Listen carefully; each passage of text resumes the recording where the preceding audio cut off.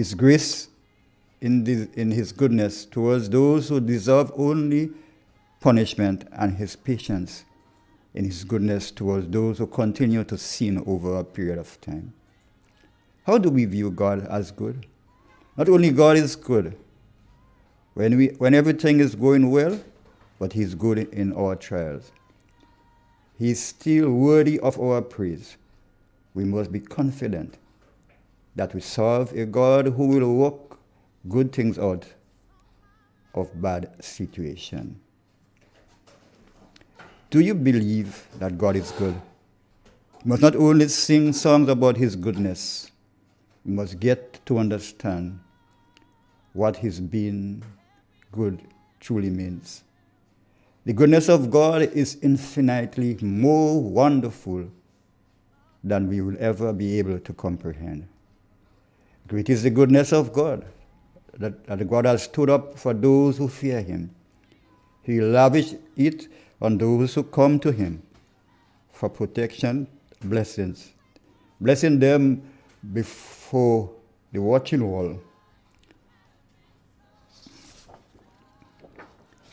Will you be confident and see the Lord's goodness while you are here in the land of the living?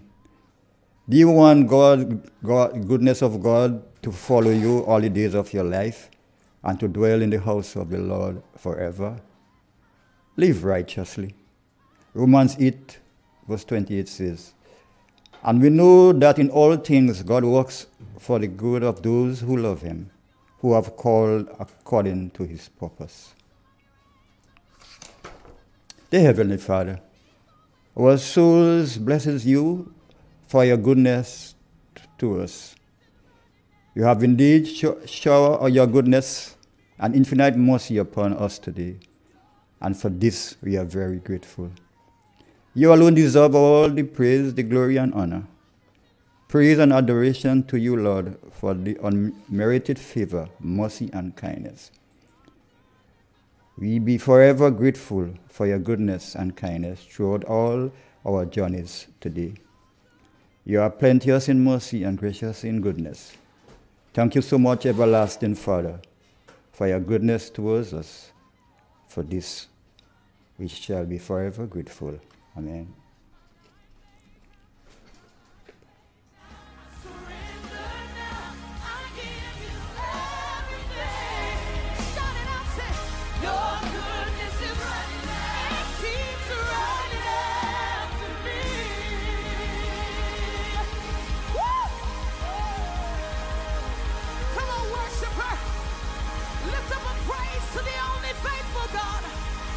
Raise up a praise because he's good.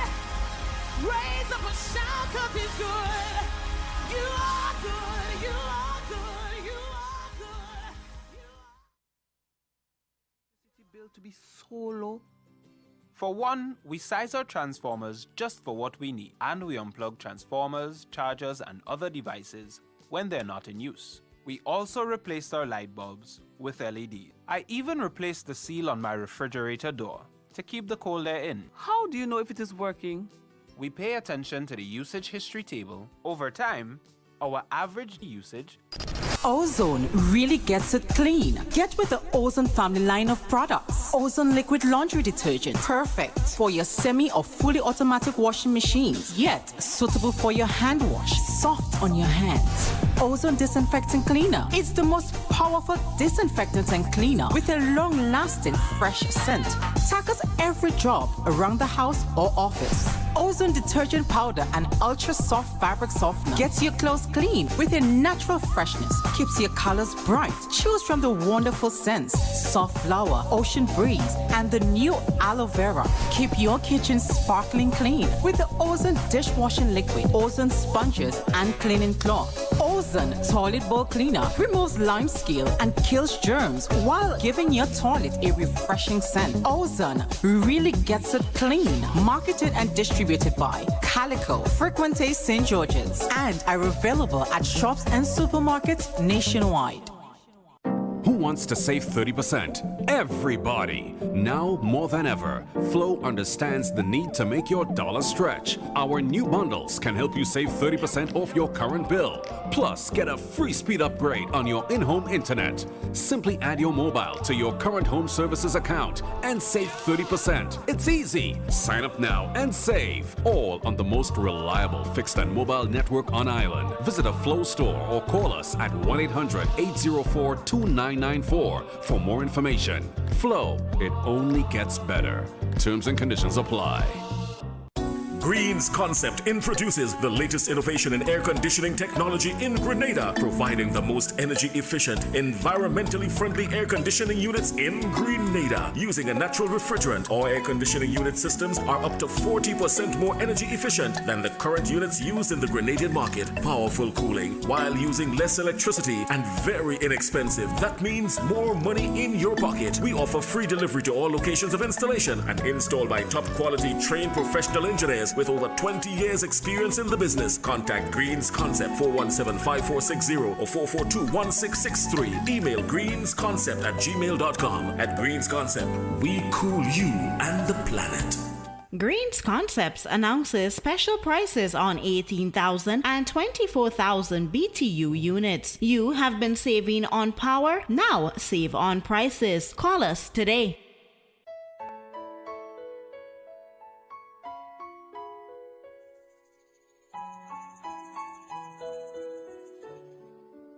Hey, I am Corporal 85 Grant, attached to CRD Eastern Division, reminding you that incest and all other sexual violence is a crime. And me say no make them take advantage of you. Yes, agriculture is the number one. Number one. It is real. It's 91.9. Good morning, Grenada. Good morning, Caribbean. Jaydee, good morning again. How you doing?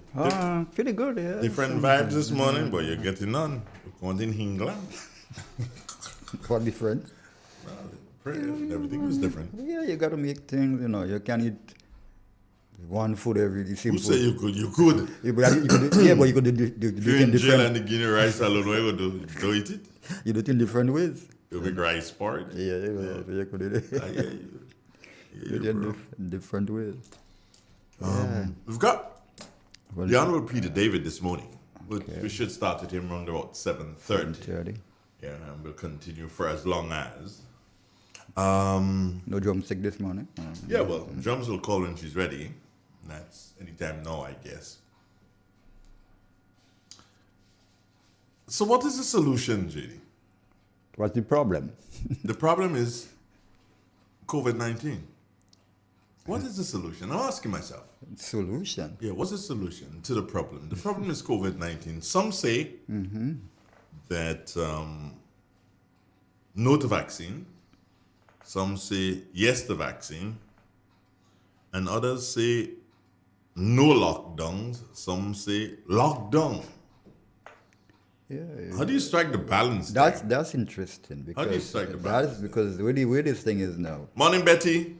Because if I understand, Europe is in the fourth strain now. Yeah. There will be strains. Yeah, Europe is terrible. Will be strains. Europe is terrible. I don't know. I don't know what to say about this thing. I mean, really and truly, the cause. What caused it? Why it was caused? The effect it has been has some devastating effects on the world. I mean, all over the world. And what gets me annoyed when I hear people in Grenada. Well, yes, people say, and they're blaming the government and this and that. The government has no clue. I mean. I like that. They have no clue. They have no clue. If you remember what I said last week about less, they have no clue. None of the governments could solve that problem. They can't. No government can solve the problem. But it pisses me off when I hear people say, well, the government, this, and they're doing this, and the vaccine has something to do with your job. This is the world. It's a worldwide something. Whatever happened in Grenada, people, it's not just Grenada. You don't blame government. Don't say this and you got to take it to get your job. It's worldwide. That's what the world has come to. If you follow in the system of the world, it's not easy. That's what's happening in the world today. As you say, that is what is happening. Yeah, and man is man. What I said last week, it's all because man has been. One man has dominion over man and not on the earth. We got drumsticks. Good morning, drums. Hello, good morning. How you doing, dear? I'm good. Tell me. Good morning to you. Good morning to Jaydee. Good morning, Oriella. It's Oriella. Orella. Good morning, Orella. I don't like this drumstick thing. I read from the Word of God. Okay. Yes. I read from the Word of God, Psalm 48. Great is the Lord, and greatly to be praised, in the city of our God, in the mountain of the holiness of his holy, beautiful, and salutation. The joy of the whole earth is Mount Zion, on the side of the north, the city of the great King. God is known in her places for refuge. For the King will assembly by praises all by together. They saw it and they so marvelous. They were troubled and hidden away. Fear took hold upon them. There and palm eyes of a woman in what? Travail? Travail. This is the end of the scripture reading. Thank you, my Jane. How are you this morning? I'm good. Jaydee wants to talk to you. Don't want me to talk to you. Hey, I'm good. You know when you go to school, I don't know if you, and when you go home, you have to tell your parents what you learn in school. Yep. All right. So, what is one thing you want to be grateful for God for? To God for? For life. Okay. Only life? For life and for strength and all my loved ones around me, my children, and my fingers, my eyes, everything. Okay. Yes, I want to ask God thank God for life. For life, yeah. Yes, for life. Yeah. Thank God I'm living in the land of the living. On the living and not beyond. Yeah. Because, that's wonderful. Always good to give God thanks and be grateful for His goodness. Yes, and mercy and forever. Good. All right. Have a wonderful, wonderful day. Yes, and you too, and have a not wonderful, but a gorgeous. All right, lady. Take care. Bye-bye. Bye, love. Bye-bye.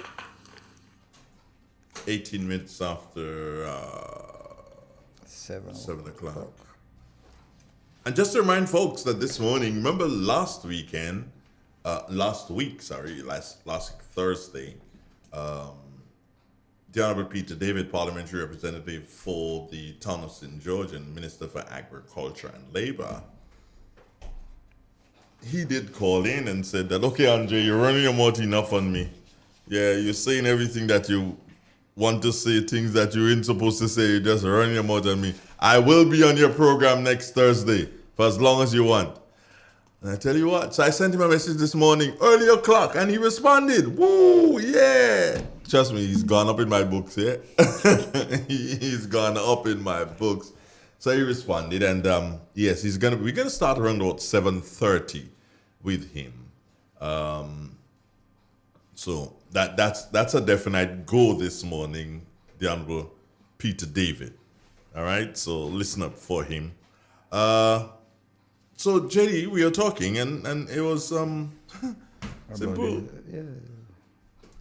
People saying all sorts of things. All sorts of things. And they're blaming, blaming the wrong people. Blaming government. Blaming the wrong people. All sorts of things, all kind of talk. And my biggest problem, with this, my biggest problem is not even, that is not, to me, that is not our biggest problem in the world. And let's speak Grenada here. That is not our biggest problem. The spread of COVID is not our biggest problem. It's the spread of misinformation. That's it. People take misinformation. That's the thing. That is where the problem is. That is spreading faster than COVID. Mm-hmm. Yeah, the misinformation is spreading, as you say, my brother, faster than COVID. Misinformation. All over the place. And hearing all sorts of foolish rumors. Yeah. Every head of the vaccine, they're getting more money for it and all kind of thing. Like really? And then you hear the same people, they turn around, the same people, you know, they turn around and they praise the Russian government and how they're handling, and Russia is in a mess. Russia is total chaos. Yeah. Total chaos. Yeah. Cuba is getting in control. They have rolling out their own vaccine. They've rolled out their own vaccine. They've rolled out vaccines for children under the age of 12. The Cubans have. But Cuba was in a mess at one point in time. And people are still doing something, saying, yeah, you see how the Cubans doing this? Not knowing what was going on in Cuba. You know, look, my daughter is in Barbados, yeah? Jaydee, and every day I speak to her, I say, thank God. Because Barbados is in a mess. Barbados is in a mess, and you still have a serious mess, eh? As a matter of fact, let me go and get the figures for Barbados so people didn't forget that I just want to beat up on the Bajans. Nope, I don't want to beat up on the Bajans. We are going to do so and get the numbers here for you. Where do we get it? Let's view by country. And, okay, B for Barbados. Yep.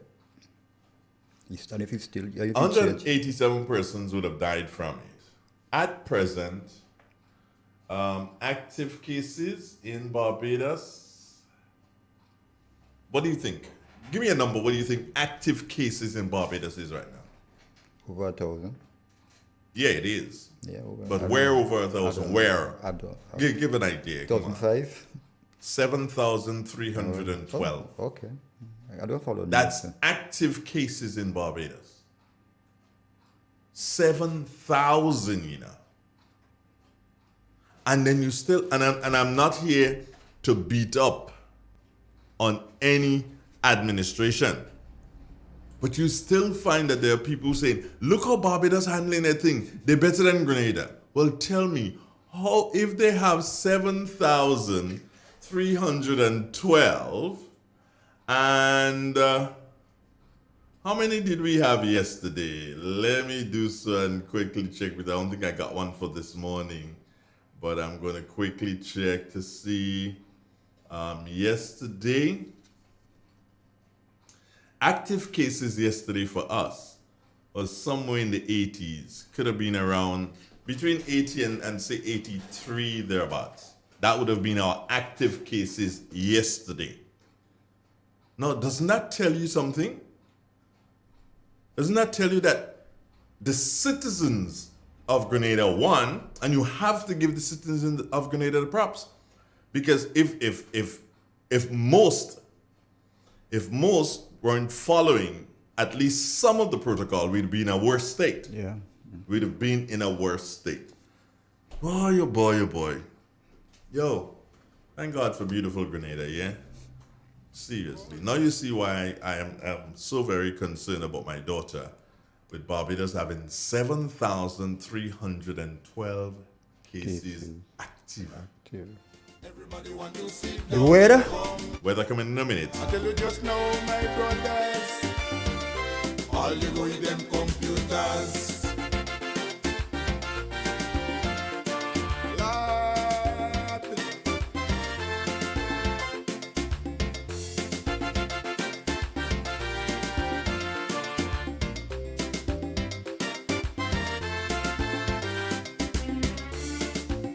Used to ship continentals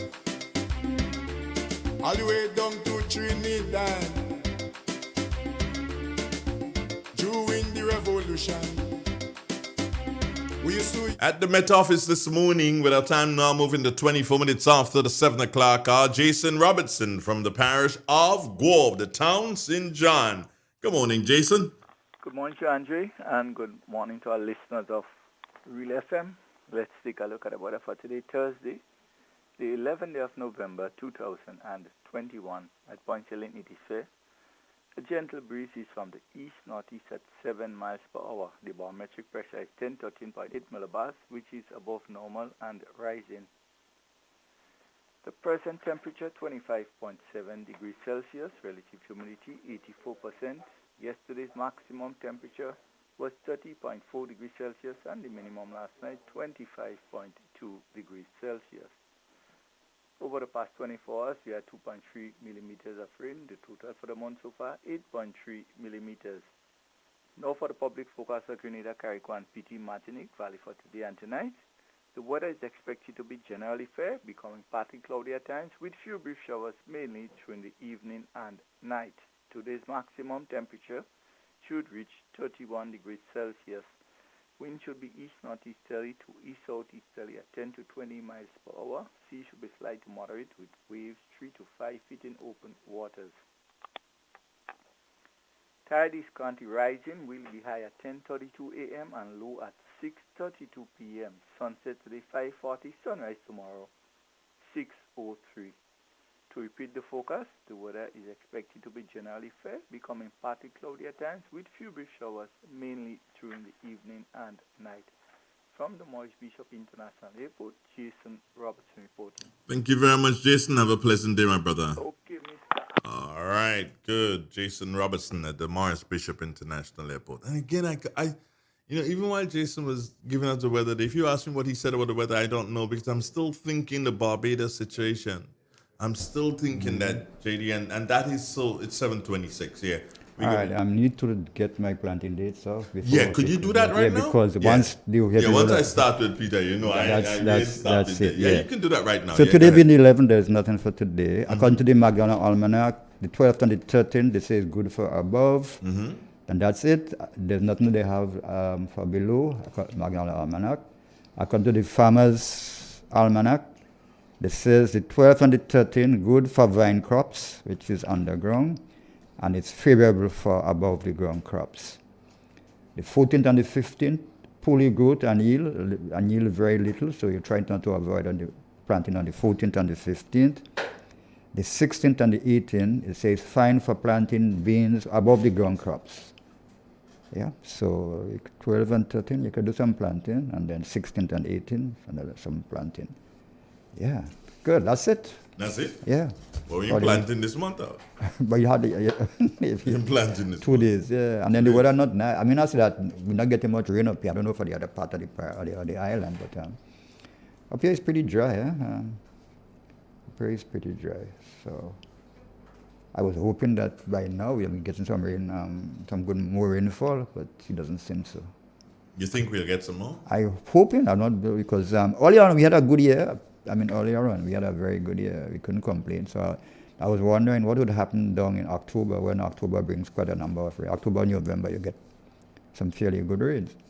And normally it's rain from October, November that they get to fill up the dams and so for next dry, until next dry, for the dry season period.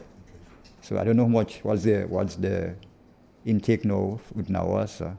So you have to be concerned about those things. Yep. You don't hear the Vincentians making noise in relation to COVID. You don't hear them making noise on a newspaper and thing. You don't hear their things being in big headlines. But the Vincentians, they have 1,126 active cases. What I've been hearing about them lately, there are some, I don't know, some upheaval with politics. And yeah, well, they're always into that. They're always into that. But, check it out. I'm just saying these things that, folks get an idea, man. Yeah, it's good because they just keep with the wrong, motive. And we've had 200 deaths, and that's 200 deaths is 200 deaths too many. One is one too many. Yeah. Yes, we've had that, but we've got to move on because we've come down from, we had at one point in time we had 1,000 positive cases plus. We've come down from that to 81. All praises to the medical staff in this country and those who volunteered to help them. All praises should go to them and is going to them from me and from you and from the agricultural program and from Real FM. Praise is going out to them and how they handle it. Yeah. Praise is going out to them. And they need the politicians. Yeah, the politicians who would have volunteered of their time. Dr. Clarice Mother, she was in the front line. giving vaccines. As a matter of fact, there was even a day when Dr. Mitchell had to make an excuse not make an excuse, he had to give the excuse in Parliament and say, hey, girlfriend ain't coming to the girlfriend somewhere in Bushes or whatever, dishing out vaccines. And that's good. The newest senator, Senator Philip Victor, he did quite a bit in not giving out vaccines because medically he's not qualified to do so and pass injections, but in terms of organizing the how did you call them, the pop-up clinics that they had in St. Patrick's, he did quite a bit. And other ministers, Delma Thomas did her share. There's so many different reps who did so, and we're not saying thank you to them. We're not profiling them. We're not giving the praise. Instead of that, we just running mouth and wanting to, and this is so sad. Because if everybody did not pitch in, what will happen? What would have happened? We're down to 81 and it's going down. Did we have any new cases yesterday? I don't know. I did not receive the dashboard sheet from my good buddy Sheldon this morning as yet. But so I don't know if we had any new cases yesterday and if the numbers would have gone down again. Come on, Grenadians. What's up? We're not looking at the bigger picture. We're not looking at everything.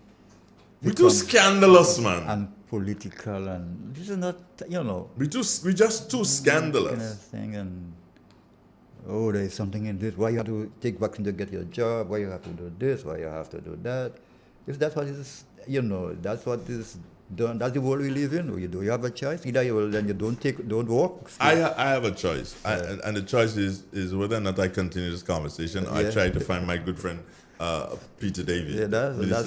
Minister David is there. I can see that he's there, but before I add him to the stream, he must first unmute his mic, and he would be hearing me. Right. He's unmuted his mic, and now I can see his mugshot. So if you can tilt that screen a little bit, up, reposition your body a little bit, then people can see your mugshot better. All right, now you're looking like the good boy Charles Lee had a few years ago. Let's see if we can add you to our stream. Oh, there you are, the Honorable Peter David. Good morning, sir. How are you doing? Good morning, my brother. How you been? It's a pleasure to be here. You've gone a long way from the Anglican Church on Church Street in St. George's. You moved up. I have moved across, but you moved up. Well, if I may come in. I'm Jaydee here. Yes, Jaydee? Yes, Minister Alfred. If I may come in, if you're going to go another acolyte, by the time you finish, you should become a bishop, a archdeacon, or whatever, something. Not the acolytes I know. The fellow was a good acolyte. But anyway, I'm saying, still a good boy. I tell you something, I'll tell you something that I was speaking about yesterday, and folks, I was speaking about growing up in Church Street, and my good friend, a gentleman whom you know, of course, Eddie, beating me up to play marbles for him because he couldn't play marbles at all.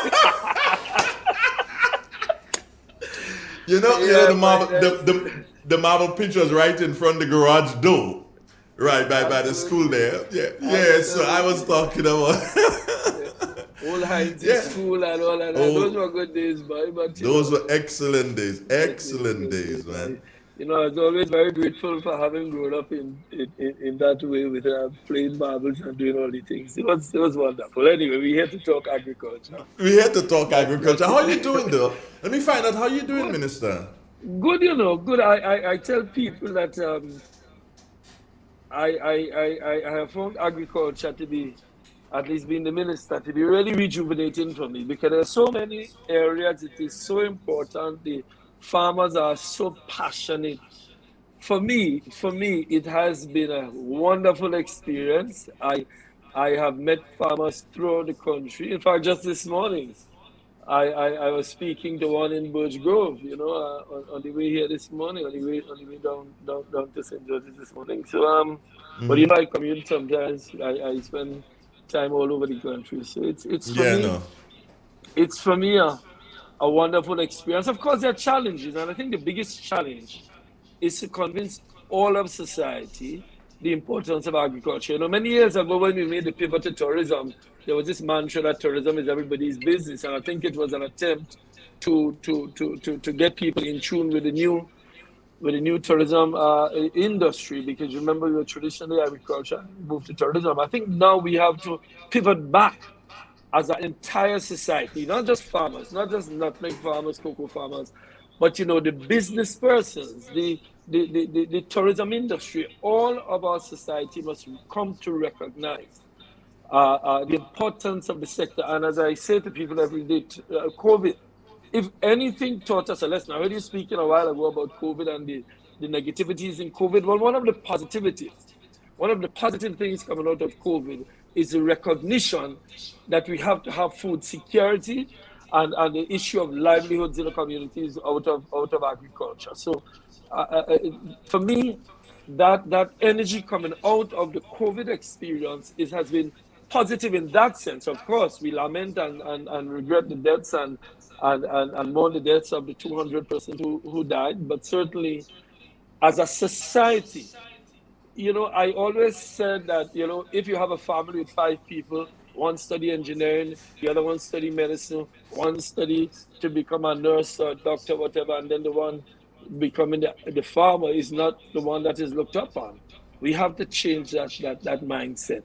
The farmer is extremely important, the agribusiness person. And that to me, I'm being a bit long-winded about it, but that to me and that is why I have taken up this industry, taken up this mission with a passion to convince people that, look, here I am, a tongue boy.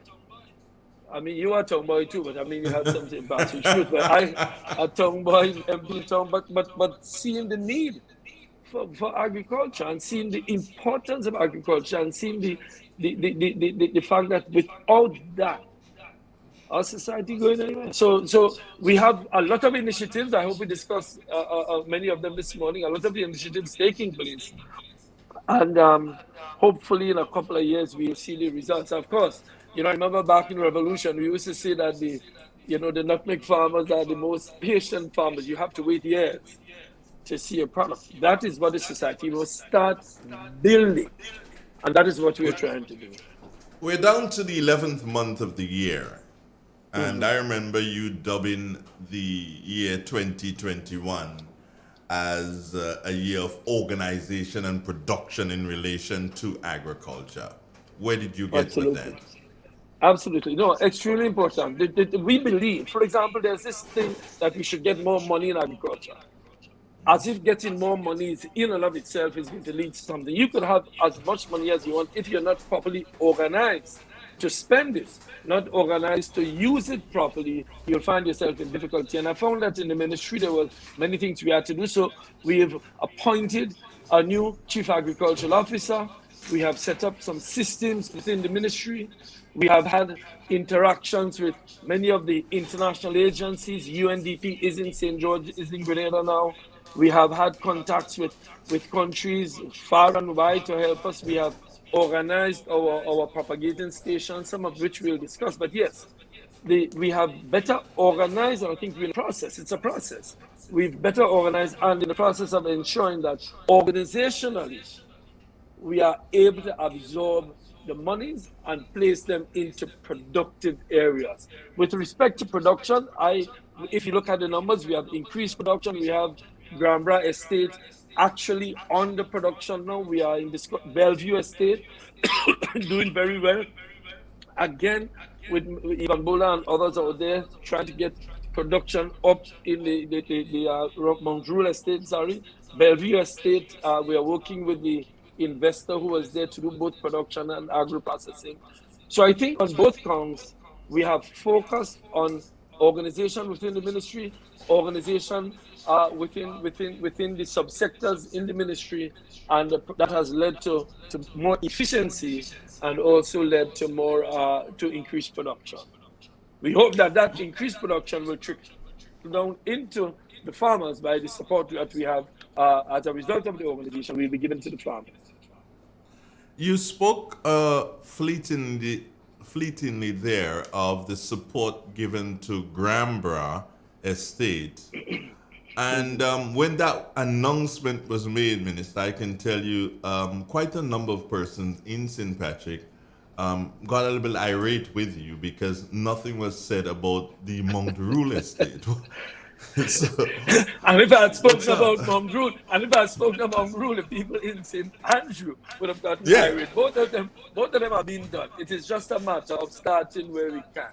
So we started with Grambra. If you go to Grambra now, you'd see we have the estate under production. In fact, the people in the agronomy are absolutely delighted. The thing about Grambra, it is very close to the Maribor station where you have all the agronomical support. Mount Rule is also being done. I haven't spoken loudly about it, but Mount Rule is also being done in terms of nutmeg. You know, it's one of the best estates for nutmeg and so on, and cocoa. So yes, Mount Rule is being done and properly organized. That project, what are you hoping these projects can do? Because these estates can't feed the island. They more than definitely will make an impact, but they can't feed us totally. What else are you looking for from putting so much money into these estates? Well, we are using estates for a couple of reasons. One, for a couple of purposes. One, we are going to be doing propagating of plants, meaning using it to get germplasm so that the Maribor propagating station, the Ashenden propagating station, all of them can get good planting material out of them.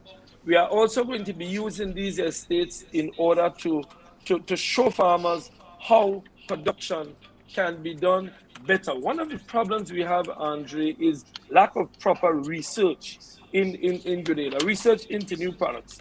So we are using these estates for that. One of the proposals we have on the table with respect to Grambra, because we do not expect government to continue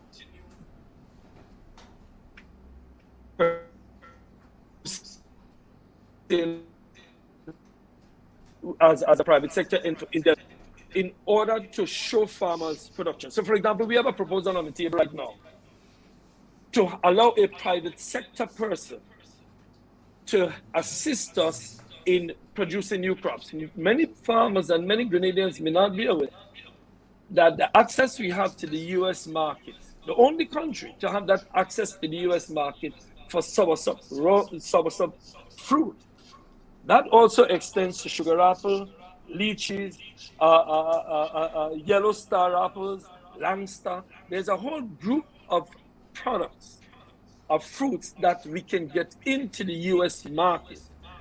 And that came many years ago, but it came because of the hard work of the ministry with previous ministers to deal with pests and disease and so on in these products. Now we have that access. One farmer has approached us. Not a farmer, somebody in the U.S., one of the persons who have an extensive market, to have us assist in teaching farmers how to produce these crops.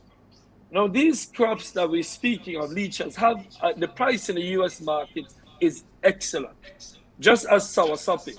So if we take 5, 10, 15 acres of land at Grambra, we plant leeches on an acre, we plant langster, we plant yellow star apple, we plant sugar apple, we get the good planting material, we get the better products.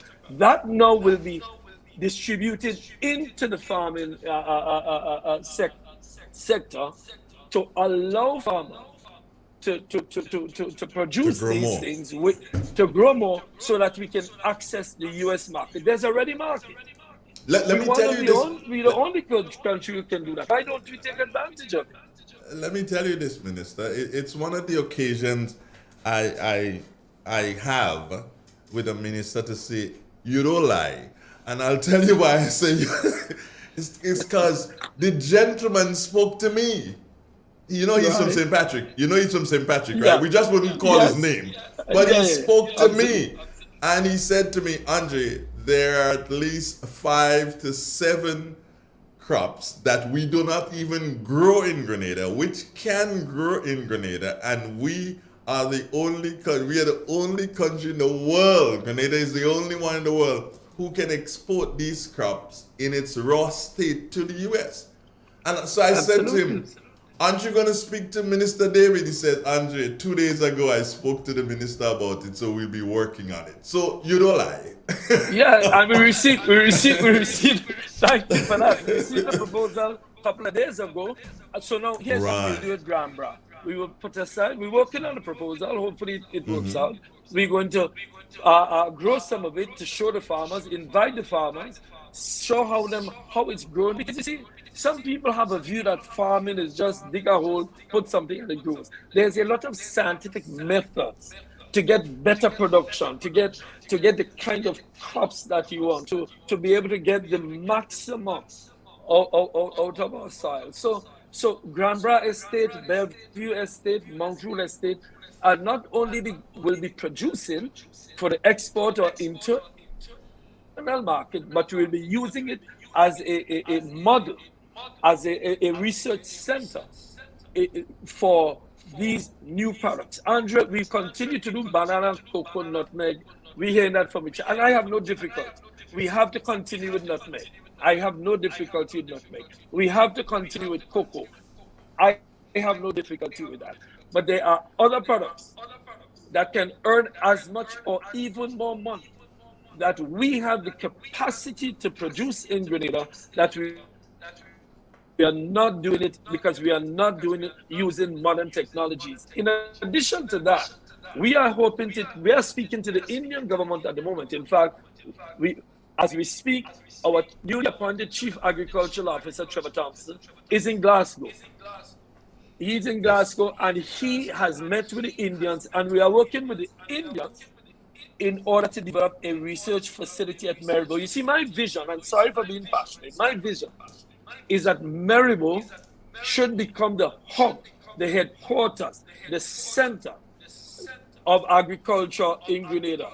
The minister should have an office up there, the chief extension officer, the pest control officer, the permanent secretary, maybe the permanent secretary in St. George, because that's more administrative.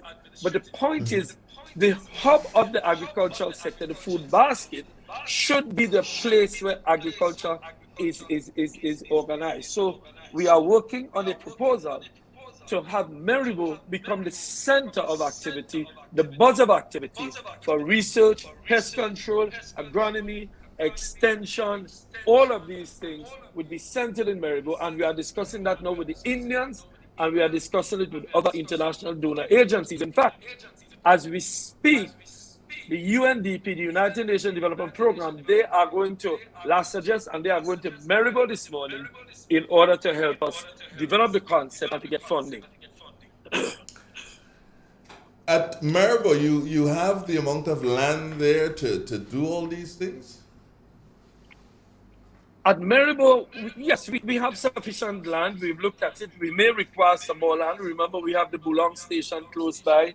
We have the Grambra estate close by. So if we need to use some of the other areas that we can do. The point is, though, Andrew, that the farmers should have a place close to where they are. They should not have to come down to the gardens in St. George's in order to talk to the people in pest control. They would have easier access to all of the things that you need to do to develop the sector. So we are in the process of that is the reorganization I speak of.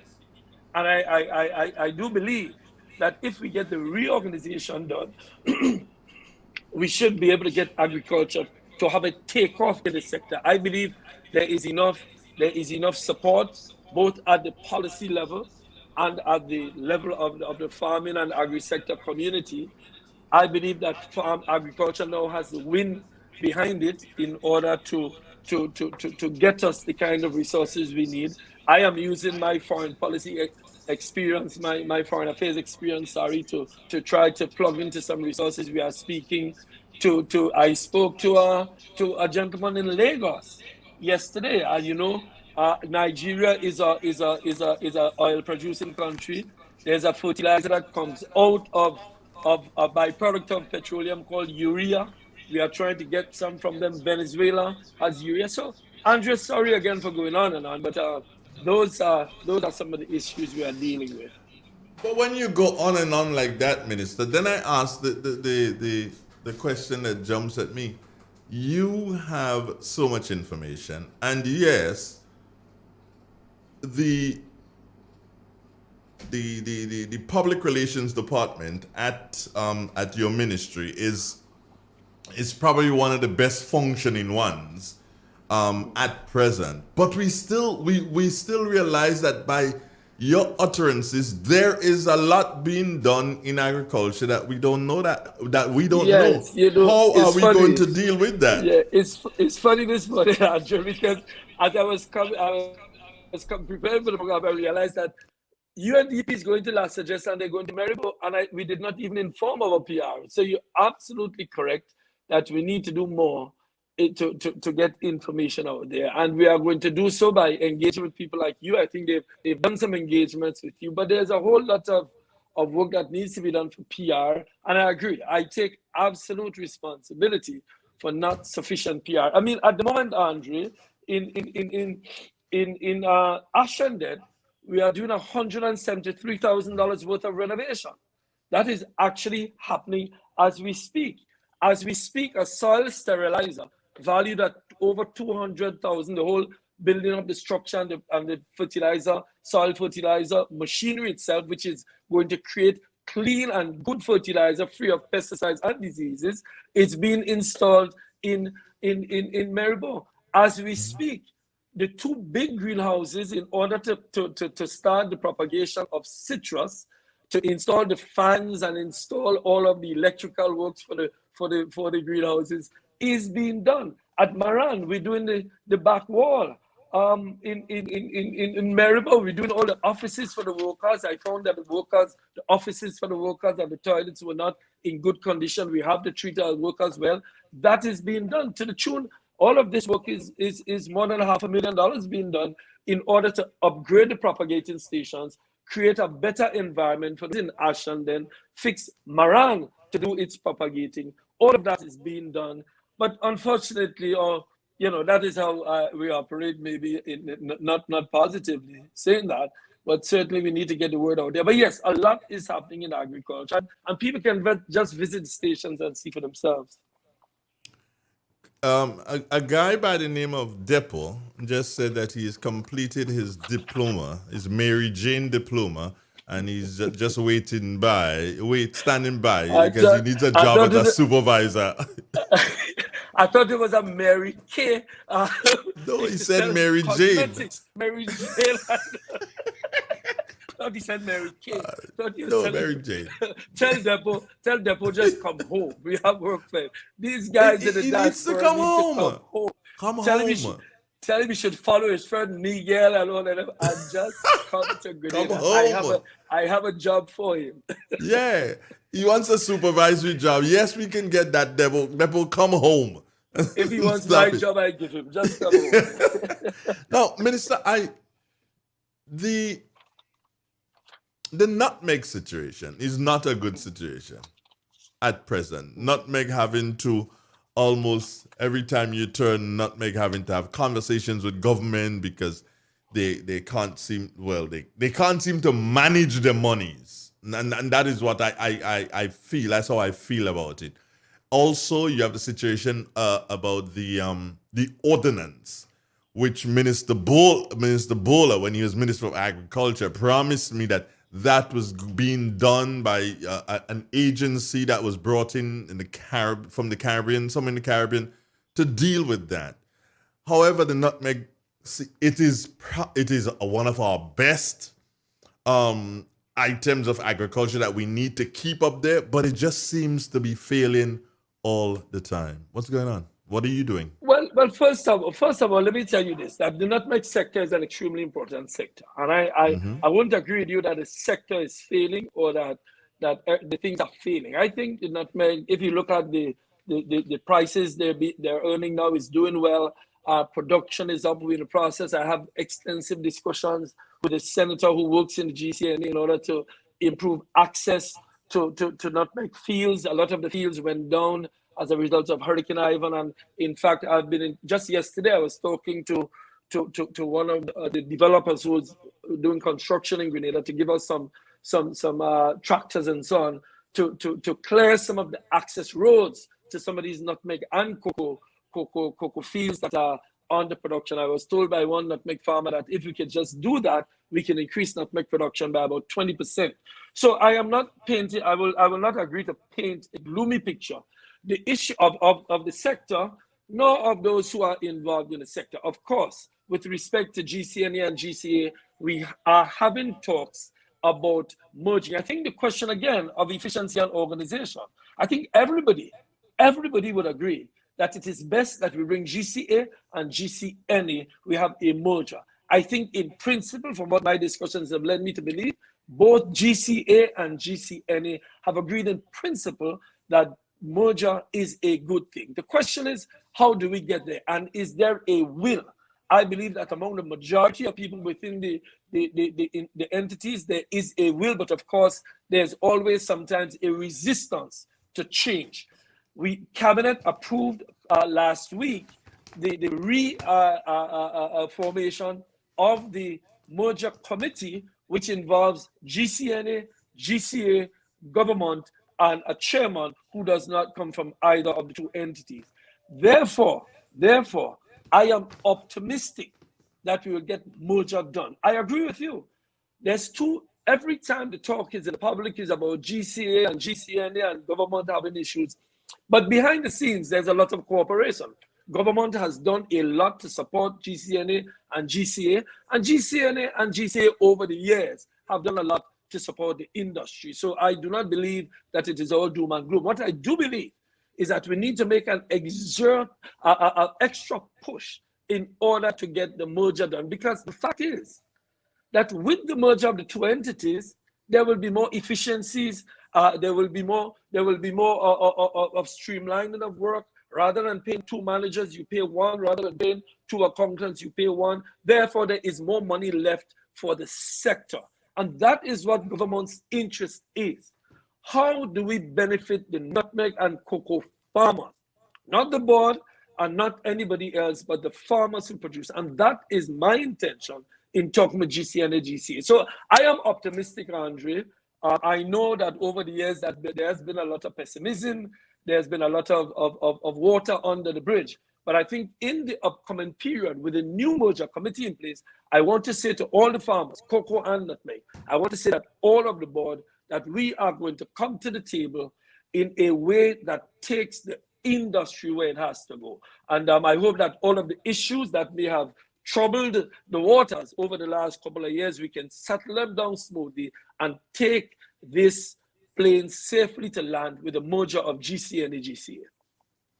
I admire you, Minister, because it would be folly for you to speak the truth on this in terms of saying that GCNA has serious problems in terms of management of monies, and anyone can see that. And I respect your utterances on this, because if every year or every couple of months you're going to borrow $1 million from government, and that is going towards buying produce, then where are you selling the produce? And if you are selling the produce, where's the money going to? Is it that the whole aspect of the running of your offices is taking up all the monies? And is that the reason why you can't pay farmers a better price for their produce? All these things. But I appreciate the fact that if you are in talks, then yes. If you are in talks, then yes, you should make those utterances that you're making this morning. Here's a question though for you. Merging is one thing, and that's coming from Bevon Charles. Merging is one thing. Unless the farmers get the incentives due to them, these sectors can't grow, especially when we need youth to get involved. Well, how would you respond? Yeah, absolutely. Absolutely. Youth getting involved in agriculture is something that we've spoken of. In fact, we have a project called Youth in Agriculture in both the Ministry of Youth and the Ministry of Agriculture. We're responsible for it. So there is a concerted effort. It is funded by CDB. So we have CDF, sorry, and we have to take some time in getting it done. We have the Land Bank program where we have interviewed over 30, maybe over 60 young people, most of them young people, to give them land and to give them agronomical support. So that is, again, another thing that we can come speak of, what we are doing to attract youth. The attempts to get technology involved in the sector, the research that I spoke to you about, our engagements with UNDP to get some technology for the extension services. These things are in order to attract youth. But with respect to attracting youth and attracting investment, I also place the burden, Andrea, and this is the thing. It is government is not the entity that has to conduct these businesses. And I urge the banks, for example, the financial institutions, there are young people who want to get money to invest in agriculture. But if they walk into the bank and say, I'm going to buy a bus to ply the road, they will get the money far easier than getting money to start an agricultural project. We have to talk to our GDB, all of these entities. Financing is a critical element. Many of the young people don't have the land titles. They may lease land, and lease land is not always good as collateral for getting money. So the issue of getting youth involved in agriculture is not just a government issue. It's an all of society issue to provide. We have to get our education system, our scholarships that are being offered outside. We have to get our young people. You know, there are many scholarships, Andre, that people do not take up. There are scholarships to Hungary, to various countries throughout the world that people do not take up because I don't want to go there. I want to go to New York and I want to go to Toronto. There are scholarships to China, to Cuba, to India, where young people can go study. We need the Ministry of Education to work with us. We need the Ministry of Finance to work with us. We need the business community to work with us. We need ARISA and GUT and all these agencies to work with us so that we need to get a CBI project, a big CBI project in agriculture. The point I'm making, Andrew, that while the government plays an important part in attracting youth to agriculture, it takes all of us, the financial institutions and all of the education institutions, to get us to attract young people into the sector. Because I do believe we are on the verge of a better time in the agricultural sector. I do believe that passionately, but we need to make an all of society approach to the sector. In other words, agriculture must not be seen as the bottom of the totem pole, but the top of the totem pole. When a tourist arrives in Grenada, he eats what Grenada has, and when he goes back to New York, he's still eating what Grenada has because we're exporting it to New York. Minister, it's okay to say that, hey, the banks and the financial institutions need to get on board, but unless somebody just don't twist their hands, they're just going to stay in the positions that they are. Well, and somebody has to get up. No, I think we have to work together. I'll tell you why. When you address the banks and the financial sector, they will tell you that their largest portfolio of underperforming loans is, well, I'm not sure if the largest, but certainly a large one, is in the agricultural sector. And that is because I think, and that is what the what do you call it, the Land Bank and the Youth in Agriculture is trying to achieve, to not just get people, give them a piece of land and to have them go fork it up, but to work with them to develop business plans, to work with them to find markets. In other words, to hold their hands from beginning to end, because agriculture could be a very precarious industry. I mean, you can plant your products and then in 2 weeks' time, something happens and you lose them. So there's also the question of insurance that we're looking at, agricultural insurance. So yes, somebody has to hold their hands, and I think we have started the process of discussing it. We have the AgriCom project, which is working with some of the farmers to approach in a more business-like manner. We have the GIDC working with some of these young farmers in the Land Bank program, in the Youth and Agriculture program. So they see agriculture not as a vocation, but as a business where they have crop insurance, where they have plans, they have their market sorted out. So you don't find what happens to many young people. You go, you get a piece of land, you fork it up, you plant. There's nowhere to sell. We have to work with marketing boards. So it's a whole chain of processes that has to be put in order. And we certainly don't have enough time today to drill down into each of them. Patrick Simmons says youth involvement in nation building through agriculture starts with the school's curriculum at the primary level and should be supported by the homes and community. Education, education, education. Patrick is absolutely correct, and I want to commend him for the work he's doing in agriculture. I was surprised when he approached me and told me he's a farmer and all that. I never knew Patrick to be a farmer, but he's turned out to be a decent one, getting there. Patrick is a SAS guy, yeah. SAS guys do everything. Yeah. But he's absolutely correct. So, for example, the 4-H clubs, the backyard gardening. In fact, there's a backyard gardening program that is run round through SIAP. But he's right, because it is the mindset. You know, I heard somebody say the other day that we discourage our kids from playing in the mud, and we treated mud as if it's dirty. No, mud is where we get our food from. So it starts really young in how we mold the minds of our young people with respect to appreciation of the importance of the agricultural sector. And Patrick is right, schools have to be oriented. I mean, you only have a few kids. They do agricultural science just as if they're doing a subject, not with the intent to become someone involved in the sector. So he's right. And as I said before, there are scholarships, but they're not treated as important. But that is critical.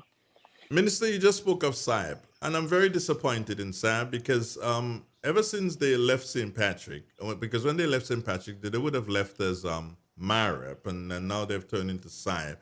Very disappointed because I'm not feeling them, and the fact that we know that they're supposed to be focusing now on agriculture, and most of the nation's agriculture happens in the rural area. And they're based now, I think that they have something in Grenville and then another office in St. George's. When you, a short while ago, was saying that, hey, if we're dealing with agriculture, then most things in relation to agriculture should be in the rural areas and should be up in Maribor. SIAP has seen the need to move to St. George's and still impact agriculture. I can't understand them, and I'm really not feeling them. What can you do?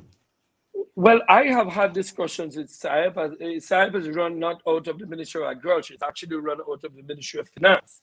But I have had discussions with the leaders of SIAP. I'm assured by them, for example, one of the areas that we are really concerned about is access roads, farm roads, feeder roads. And SIAP has, I think, about 11 or 12 of them scheduled to start pretty soon.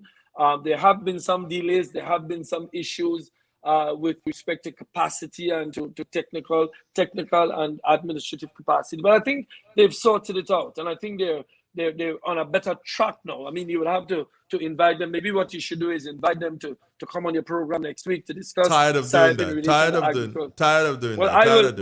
I will. Tired of inviting them or tired of having them? Tired of inviting. Speak to the guy with the hairstyle like yours. Okay. Leave my friend alone, Andre. Lord have mercy. You want to libel me this morning? You know I will get involved in the lawsuit. They ain't saying $100 on the real FM with only Peter David. Peter David. They could say Peter David and them. But anyway, yes, I will speak to him to get you on. The other thing, Minister, is that there was a lot of talk about it. There's still a lot of talk happening, but there seems to be nothing being done about it. Cannabis, marijuana, ganja, kushumpeng, call it what you want. Where are we? Can you update us as to what's going on? Sure. A lot is going on, but of course, you know, Andrew, when you're building a house, you don't actually see the house when you pass on the road. You have a foundation to build first, and nobody sees the foundation, and then one day they just see the house appear.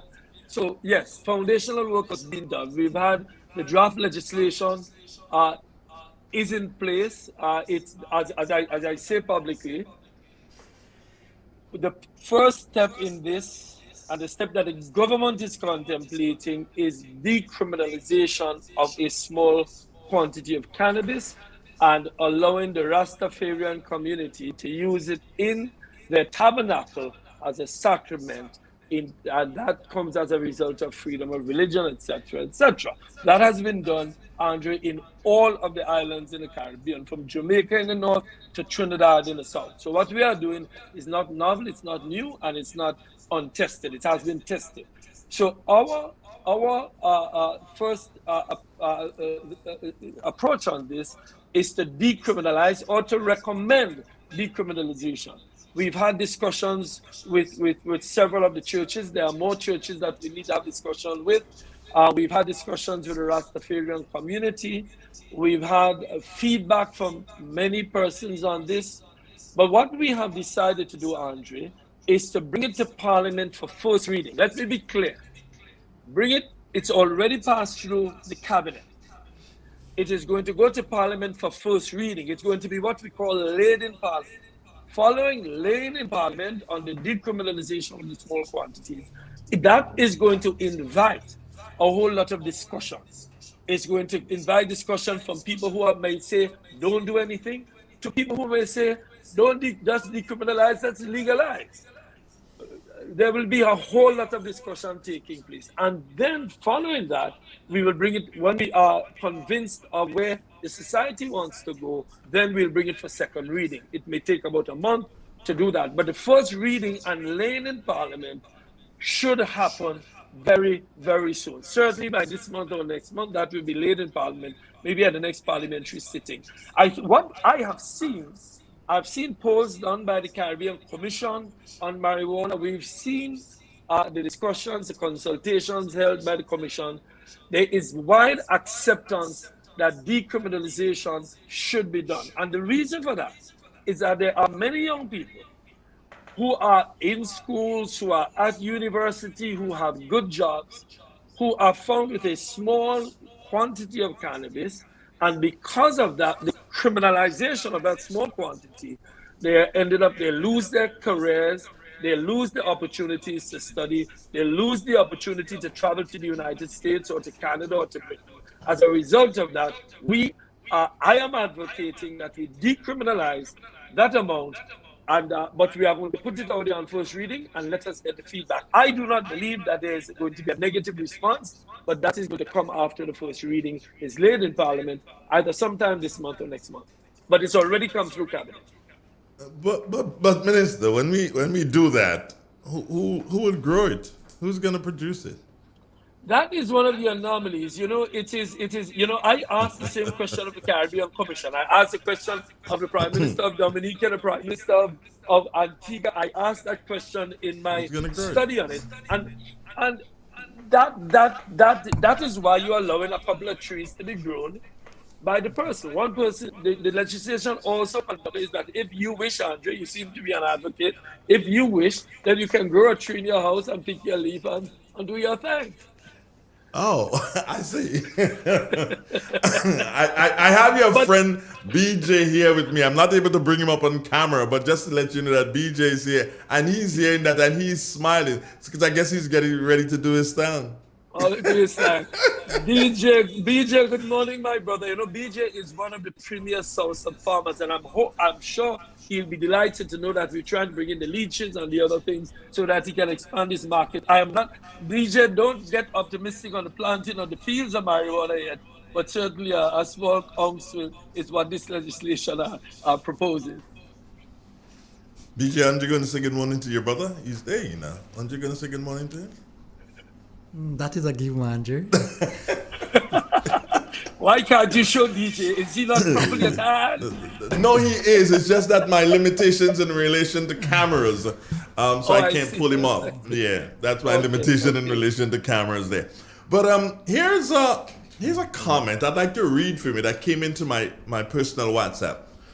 Mr. Donald, I'm listening to you and Peter. Good questions from you. Can you ask Peter this question? So much plans to agriculture. Where is the land use policy and its inclusion in the sustainability of the future of agriculture? When you have arable lands that is sold for housing development by private owners, where is land going to come from? Oh, you know, Andrea, you criticized us a while ago for something, and you're absolutely correct on the criticism. going out to the media. The land policy passed through cabinet about a month ago.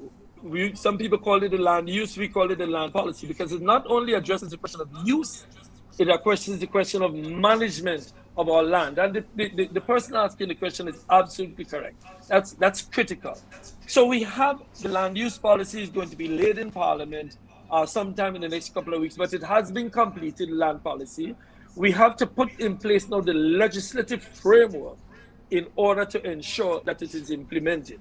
But he's absolutely correct, because we need to designate. We've had situations where you have land that is agricultural land, has been converted to residential use without making an application to the ministry. No, there is nothing wrong in moving the use, because as society develops, you would need more land for residences, but we need to decide where is agriculture, where is manufacturing, where is residential. But the land policy has now been laid. It has been approved by the cabinet. It will be laid in Parliament shortly, hopefully before the end of the month.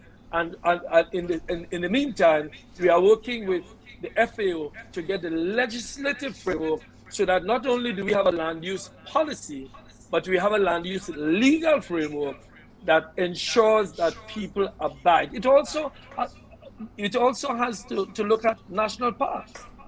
We are working with UNDP to designate land for national parks in every area of the country. We have designated Magazine Beach in the south of the island as a national park.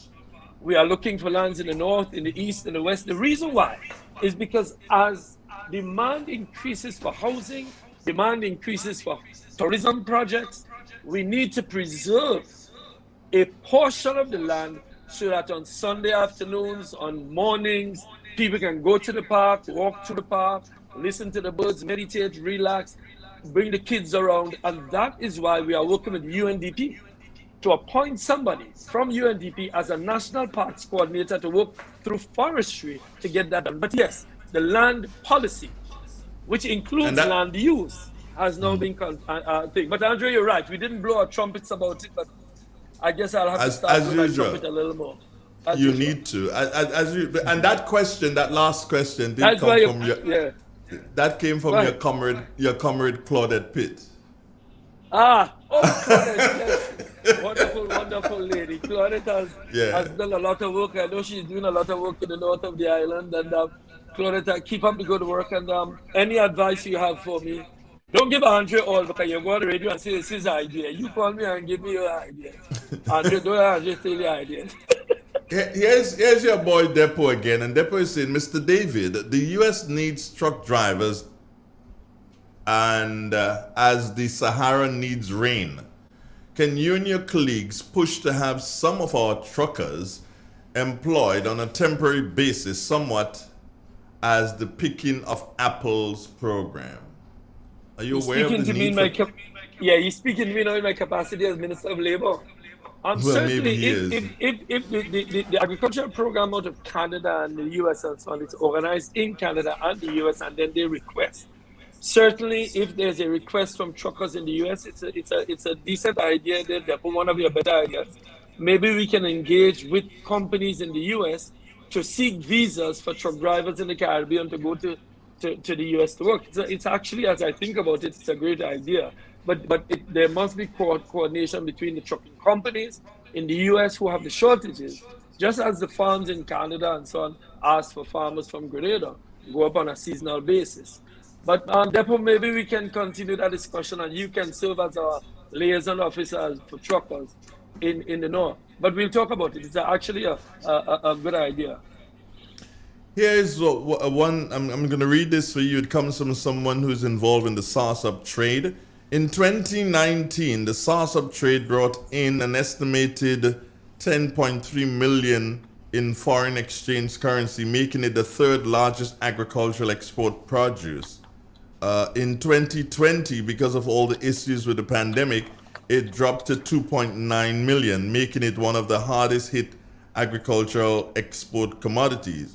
What plans are in place to assist the sauce-up trade? That's Mr. Well, you know, Yeah. as I indicated earlier, we are assisting on the agronomical side, meaning we are working with the farmers to increase production. Of course, COVID has hit a number of sectors. The farmers in the south sector have been hit as all others. They have problems with its supply chain, transportation. We're talking to the Ministry of Civil Aviation to ensure that in the future we don't have the problem that we had with Amerijet and moving of cargo. That's a worldwide problem that has hit. We are prepared to discuss with the South farmers if they approach us on any issues where we can help. We'll certainly help. But certainly on the issue of assisting in increasing the production for next year and the year after, we are prepared to help. But there needs to be an engagement. The South sector needs to come together, approach us, and we'll certainly have discussions on how we can help them. Minister, the farm labor support has quite a lot of kudos coming from farmers who are able to access and understand what I just said, able to access. I've had calls here from landowners who for the past 3 years, Minister, have been making application to get that assistance and it has not been forthcoming. What do I do to help these people? Well, you know, the Farm Labor Support Program, because of the fact that it's in the communities, it's one that has attracted a lot of attention. The issue is this. We need to organize it better because the fact is, while some farmers complain, other farmers, as you say, give it much praise. There are two aspects of the Farm Labor Program that we need to better organize. One is the capacity of the workers who deliver. In other words, you can't send a man to dig drains if his skill is pruning trees. And I've said that is one of the areas we're trying to organize, and hopefully next year we get it a little better. I want to commend the Extension Division and all of the workers in the industry. The head of the extension used to be Mr. Shays, now Lawrence Louis helping there.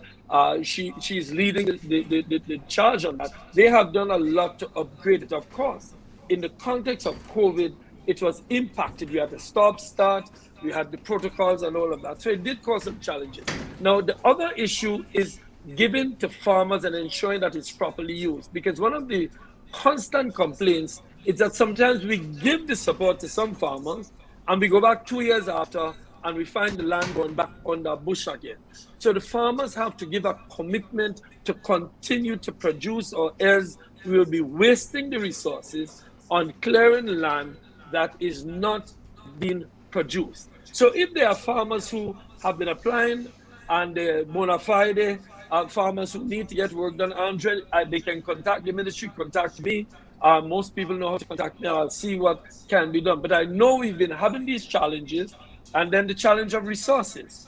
It is quite a costly endeavor. In fact, I was surprised the other day when I asked them, because we were trying to extend it beyond its expiry a week or two ago, but we found that the monies were much. But next year, I promise, we are going to work from now to make sure delivery is much better organized. So both in terms of quality and quantity. You would have spent about 1.5 million on it this year. Yep. So we should be looking for an increase. Any idea how much that will be increased by? Well, I don't know the Ministry of Finance. I can ask the Minister of Finance for more money. I can ask him to speak to you. But certainly, I think, as the farmer is saying, I think the main problem again is not money. It is a problem. But then we remember we're competing with health. Who needs more money? We're competing with education. I think if we better organize and target what we're doing to farmers who are producing and in areas that will help increase production. So, for example, in pruning, in some tilling of the soil. One of the challenges we have, Andre, that we are trying to address is the plowing of the land, the mechanization issue. I speak cautiously here, but I do believe that the government needs to relook the issue of farm machinery, because I do not believe it is within the reach of the farmer to pay the market value to get the plowing done, nor is it very profitable to the organizers of the machinery. So I think government has to supplement. I believe government should provide some farming mechanization in order to assist the farmers. It's a debate we're having. I do believe we need to go back and place at Maribo some equipment that farmers can have access to at a reasonable rate in order to plow their lands. But that is a debate because there's some people who believe we cannot do it efficiently as a government, but I do believe we can do it. But that's a debate we can have. You see, I hesitate to believe that government can really handle this. And I'll tell you why, Minister. I've seen a guy in the Shambo area gets a tire punctured and sits there for the whole day waiting on a mechanic to come out of Maribo to handle the tire that has been punctured. And he got paid, of course, for the entire day. So the efficiency from government may not necessarily work. You know, we need to find a way. That's a self-perpetuating false philosophy, I believe, because that is not as a result of it being government. That's a result of running an inefficient unit. Let me tell you, Andre, because you have a problem in a hospital, I don't hear anybody saying privatize the hospital. Government must provide that resource, or else people will not be able to afford private hospitals. The point I'm making, Andre, is that I do not agree with the philosophy which says that everything government runs is inefficient. We have NAWASA. I mean, some people complain, but NAWASA is working fairly well. We have the NIS. Some people complain, but it's working well. I believe that there are You're not saying that we have Grand Lake? You're not saying that we have Grand Lake? You forget it. Don't forget that. You just provocative. I am saying, Andre, that I do not believe in a philosophy which says that everything government does is efficient. I am saying that there are some things in small island developing states that the private sector will not invest in, nor will farm because of the small nature of the society, and the fact that the investment in the tractors or whatever is so huge, which causes the private sector not to want to invest. It means, therefore, that land remain unplowed, and that's what happens. I think, Andrew, that if we get a unit that operates on private sector principles, you don't work, you don't get paid. If we do these things and operate it the way it is supposed to be operated, we can provide good mechanized support to farmers. I do not believe in the philosophy. I believe in the philosophy of that philosophy can work in big countries, in the US, in England, in France. But in Grenada, a small island developing states, we have to have a peculiar arrangement that allows government. So, for example, that is why we have the most important hospital is a government hospital. We need the government to run the. Are we going to privatize the water industry? No, we won't, because that is such a public utility as is mechanization for farmers. But Andrew, as I said, that is a debate even within my government. I will have to have. I'm just airing my views, and I hope I'm not. I'm gonna give the farmers. Yeah. I'm gonna give the farmers and other listeners an opportunity to call in. They can call in on 442-0175 if they have a question for you. But my most important question for you this morning, Minister, has to do with food security. Where are we? Seed security, food security. Where are we in relation to that in Grenada? What are we doing?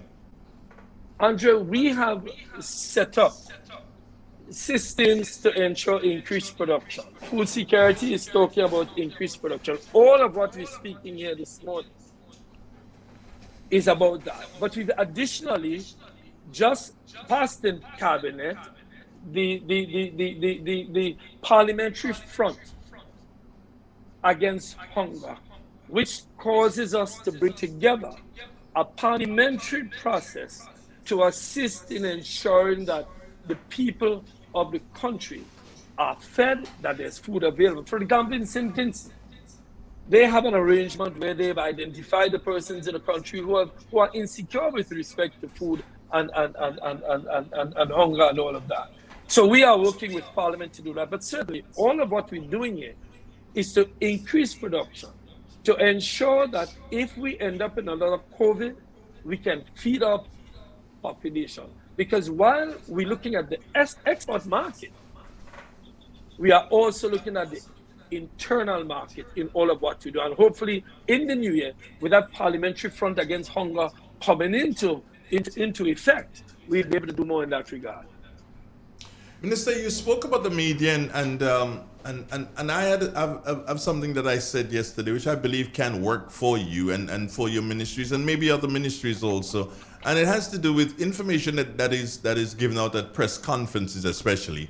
And one has to understand that when a media person goes to a press conference, he or she is not obligated to put out everything that you say. That person may have a fixation on a particular portion of that press conference and decide, okay, fine, you know what, this is what I want to work with, and they don't care what the heck you would have said. Although you could have spoken about land bank, you could have spoken about everything else, and all they wanted to hear or know is about irrigation, and everything else gets shelled.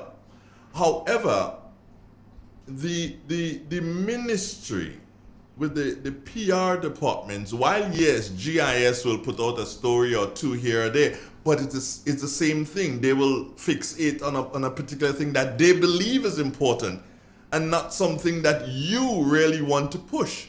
Why doesn't your ministry or other ministries use the philosophy, and you are going to be on the cabinet post brief today? Everybody know that Peter David is going to be on today.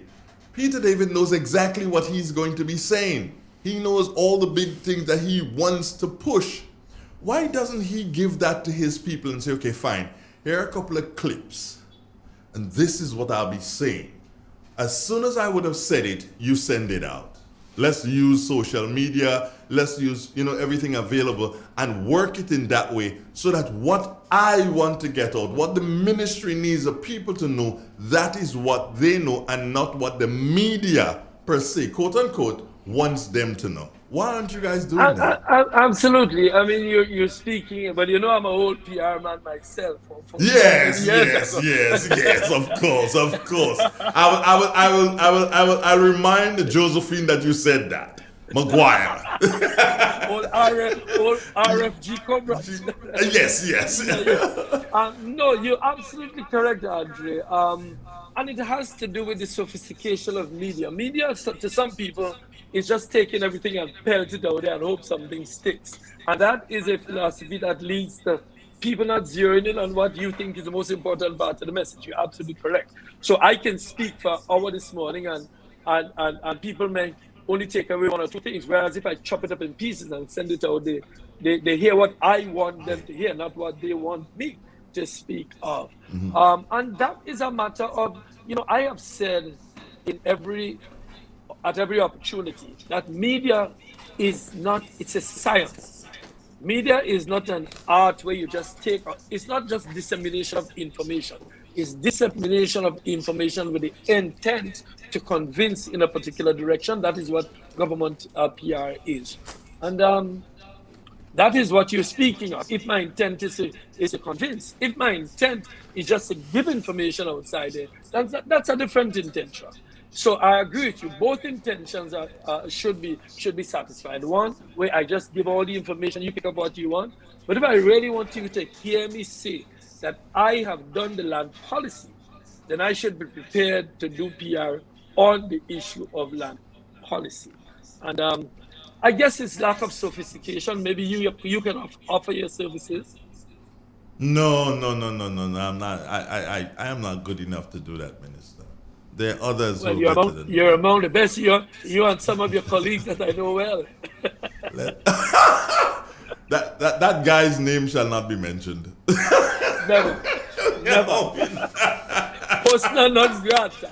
Persona non grata. That guy's name shall not be mentioned. But I've got Jaydee and I've got BJ here with me. You guys got questions? Jaydee, you got a question for the minister?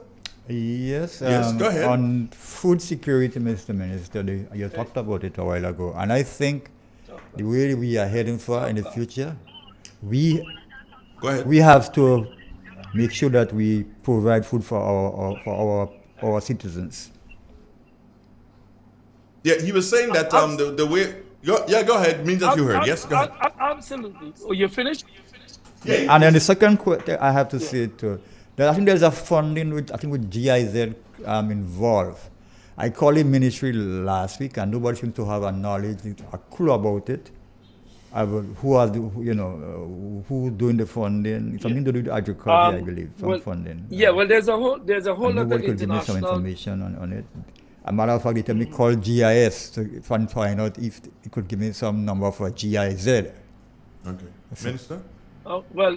Sorry about that, because GIZ and the other funding mechanisms are run through, comes through Ministry of Agriculture, but run through the Ministry of Finance. But certainly people like Trevor Thompson, in fact, Trevor Thompson is the Chief Agricultural Officer. He's now in Glasgow in the climate change. As you know, climate change discussions involve a lot of resources for agriculture, and you have the climate smart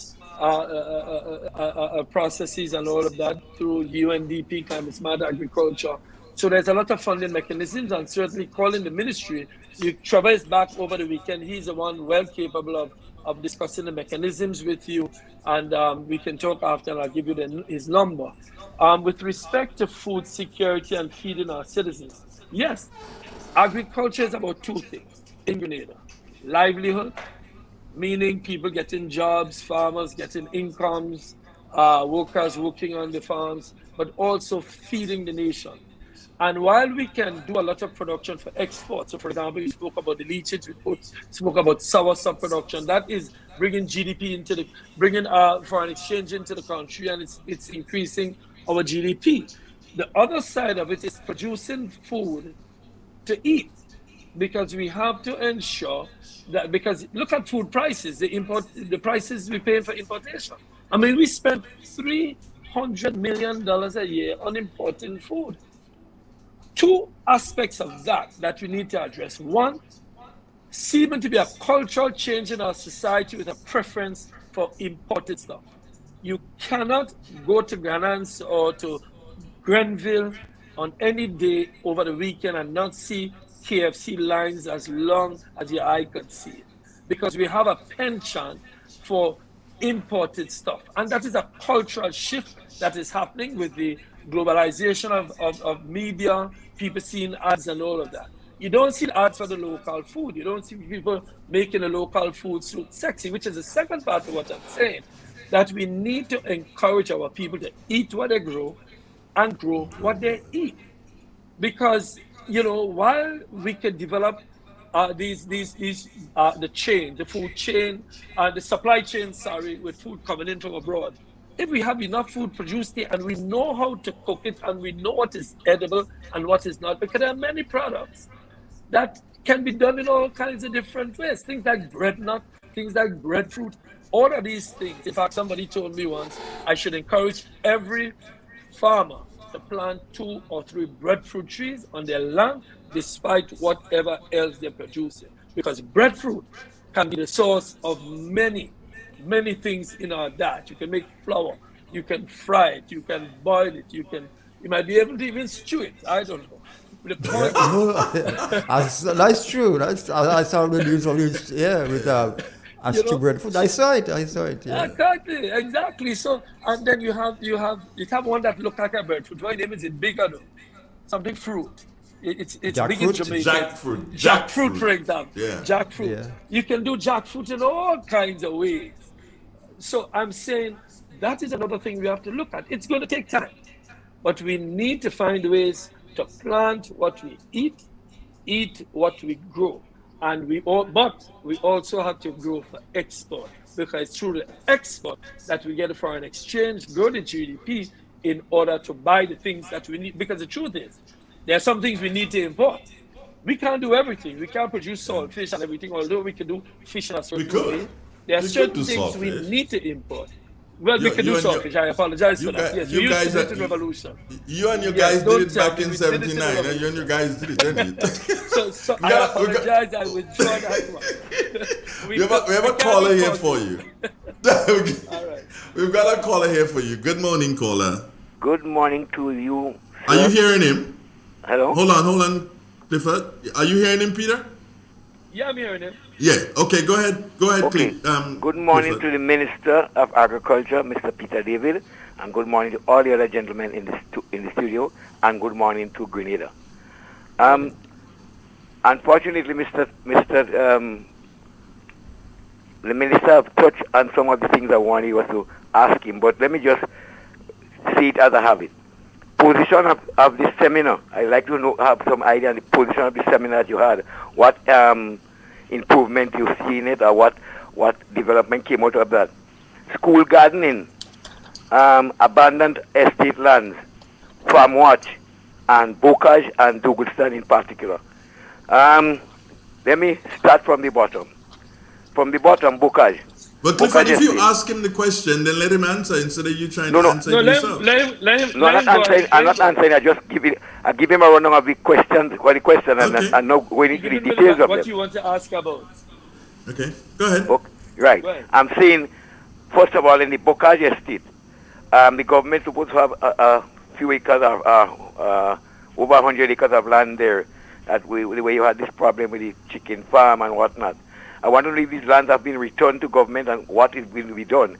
If so, I'm volunteering myself to ask, not for free, to ask that the estate, I can help to develop back that estate, because I have an inside outside of that estate. The bocage estate, the remaining lands in the bocage estate. I wouldn't mind having a conversation with you, Mr. Minister.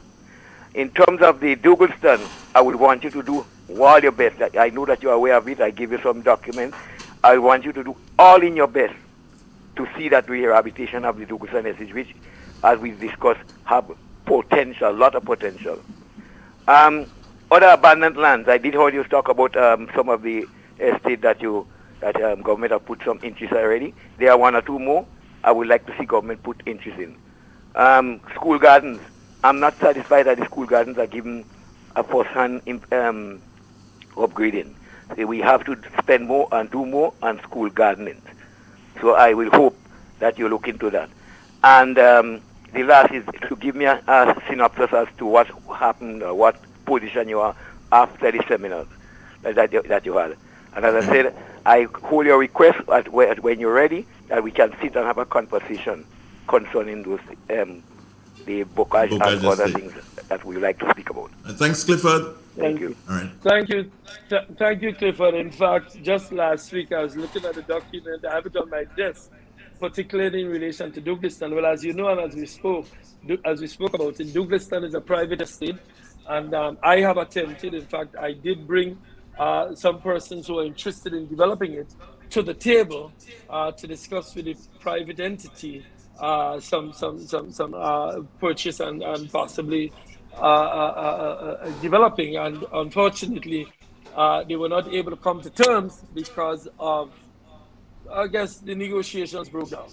But Douglaston, I agree with you when you say, and the Prime Minister, I spoke to him about it after we spoke, and it's something we're very much interested in, because Douglaston is an extremely productive estate that has a long history of good production for Grenada. So it's a conversation we are continuing, and we are continuing to try to find the resources. As you're well aware, it is private. If government takes any action, I think government has to find, and the request, the price on that estate as determined by the owners is quite high. But you are aware of the background. I don't want to go into that in the media. With respect to abandoned lands, yes, you're correct. We've found there's a lot of abandoned lands up in up your side, up Belvedere, up in that direction. There's a lot of land not under production that belongs to the government. There's lands on an estate called Badia in St. David. There is a whole lot of lands, and hopefully, and what we're trying to do right now is do an inventory of all of the lands that is owned by the government in order to ensure that we bring it under some production. Or sometimes land use is best done by keeping it in forestry.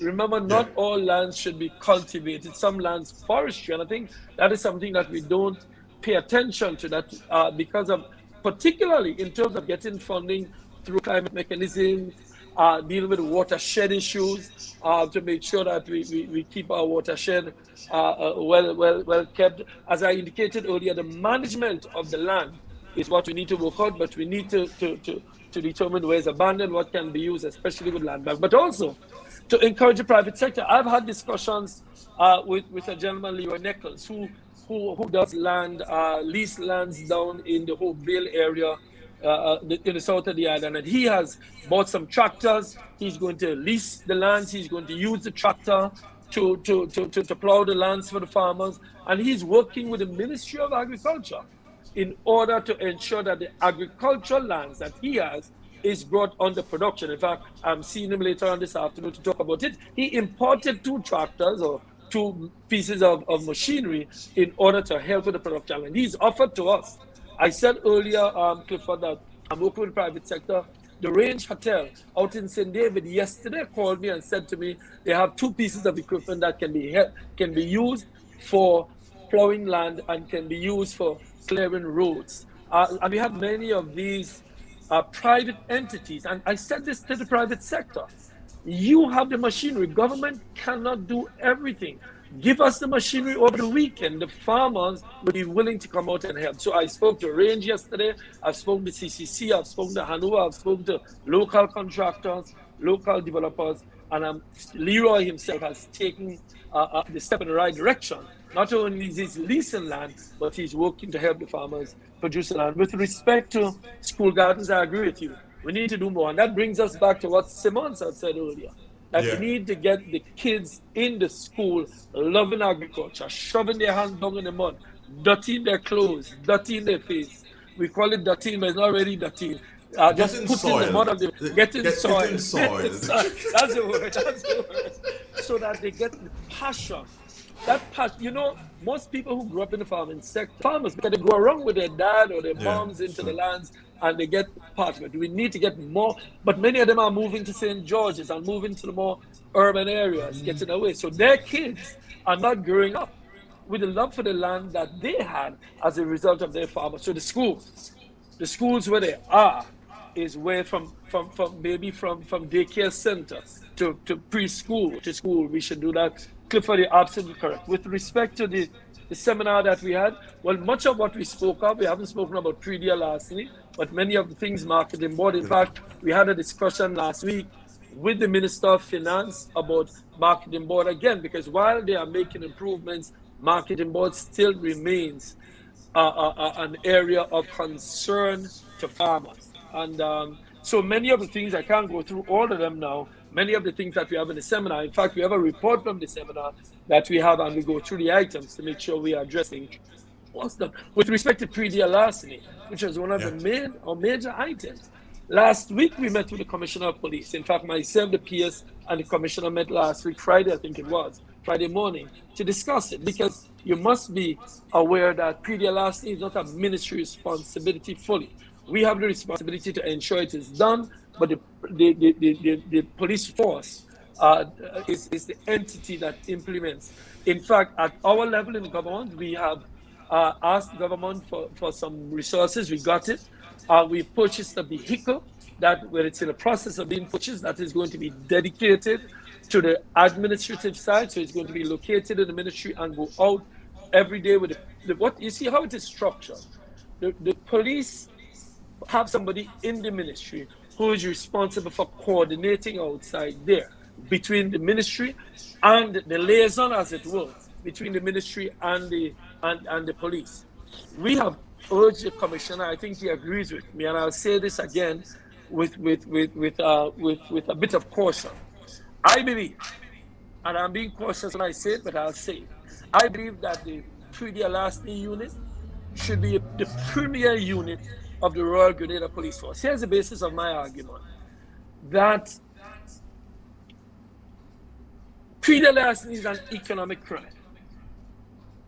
If pre-deal larceny becomes so extensive that farmers get out of production, as many of them are threatening, then that affects not only the rural economy, but the economy as a whole. When your economy declines, other crimes become prevalent. Stealing becomes prevalent, robberies, all of these things become prevalent. Therefore, an economic crime, I said, for example, to the commission, if we have a string of crimes against in the tourist belt, we will be going crazy, because we will say that will cause tourists to stop coming. we need to have the same approach with pre-deal larceny, that it is so critical that a single crime against a single farmer should cause alarm. And that is why I'm urging it, to have pre-deal larceny, a unit as a CID, where people can get promoted within the unit and people are proud to be pre-deal larceny officers. And he agrees with me. The question now, and Andre is looking at me with that eye, the question is, will we get the resources in order to make that happen? We are working. My advocacy here is part of trying to influence in that direction. Andre, we are competing with all other ministries. We are competing with health, we are competing with education, we are competing with housing. But I am saying that pre-deal larceny, being an economic crime, should be put at the top of the totem pole for the Royal Grenada Police Force. You're competing with yourself too, Minister, because I believe that the whole aspect of pre-deal larceny is being approached at the wrong end. Mm-hmm. I have never heard, and listen to me carefully here, I have never heard of a vendor paying the penalties from purchasing from a thief. It's always the thief that go into jail for thieving, and the vendor, nothing happens, Minister, until we start dealing with the vendors. Because that's where the problem is. If there's nobody to buy, then Andre cannot steal 200 pounds of sauce up from BJ. He can't use it. Nothing is happening to the buyers. It's only Andre going to jail. That has to stop. Well, not stop. Andre, and somebody has to be added to that. You're making the same point I'm making, Andre. In other words, the pre-deal larceny unit of the Royal Grenada Police Force has to operate in a way that becomes their target. That you would have the FIU, for example, engaging with these people. The fact is that pre-deal larceny must be treated with importance. And if that is the focus, then that is the focus. If the man's stealing, but in order for that to happen, Andre, you must have an entity that is dedicated to dealing with pre-deal larceny. What we've found is that the pre-deal larceny officers in the police stations are doing other things besides pre-deal larceny. That wouldn't happen with CID. That wouldn't happen with FIU. So I'm agreeing with you. But that kind of approach can only happen if we have a dedicated unit seeing the importance. And I think, again, it starts with the consciousness. The importance of pre-deal larceny. That's why I'm making the point to try to get it into our consciousness that pre-deal larceny is an economic crime. An economic crime form the basis of the breakdown of other parts of our society. Your friend has a question for you. Well, Andre, it seems as though we can identify all the problems, and we know what to do. What is really puzzling me is why is it taking so long to do those things? I'm not blaming anyone here. I'm not blaming the minister. I'm not blaming the police. I'm not blaming anyone. We can identify, and we've been doing that for the longest time. What needs to be done? We all agree that we need to merge cocoa and nutmeg. We all agree that we have to deal with pre-deal larceny at the top. We all agree that we need to work those estates and do all of those things.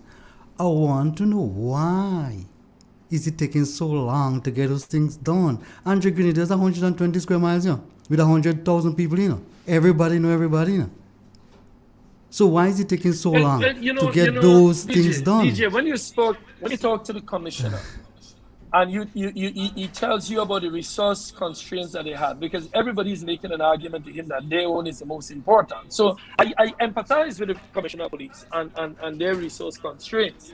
We live in a small developing country, and sometimes it takes time. But that is why we have to keep struggling for it. And I agree with you. I am amazed sometimes at how long it takes to get something done.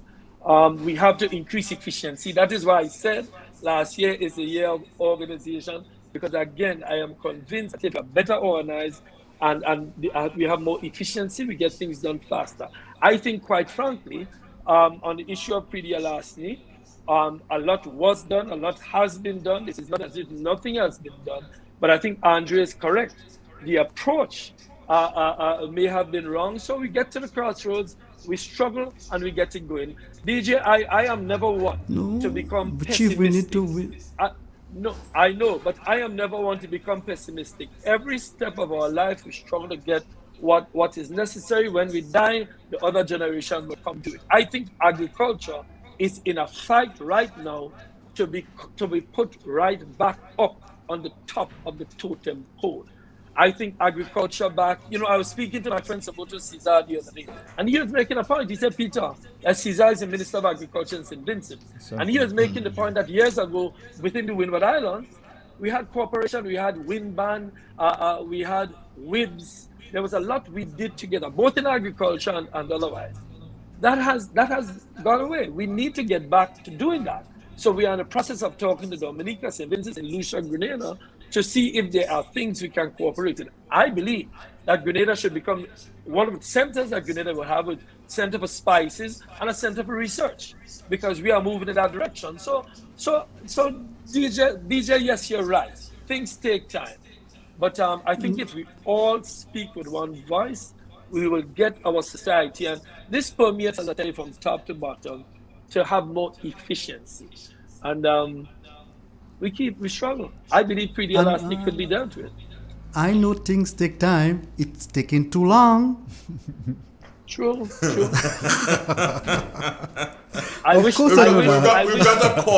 got a caller. Good morning. Good morning, Mr. Donald and the gentlemen. Yeah, I know. I expect your call, Primus. I expect your call.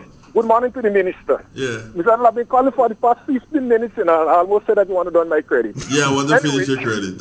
Anyway, two questions to the minister. Mm-hmm. I'm calling from the NRL area.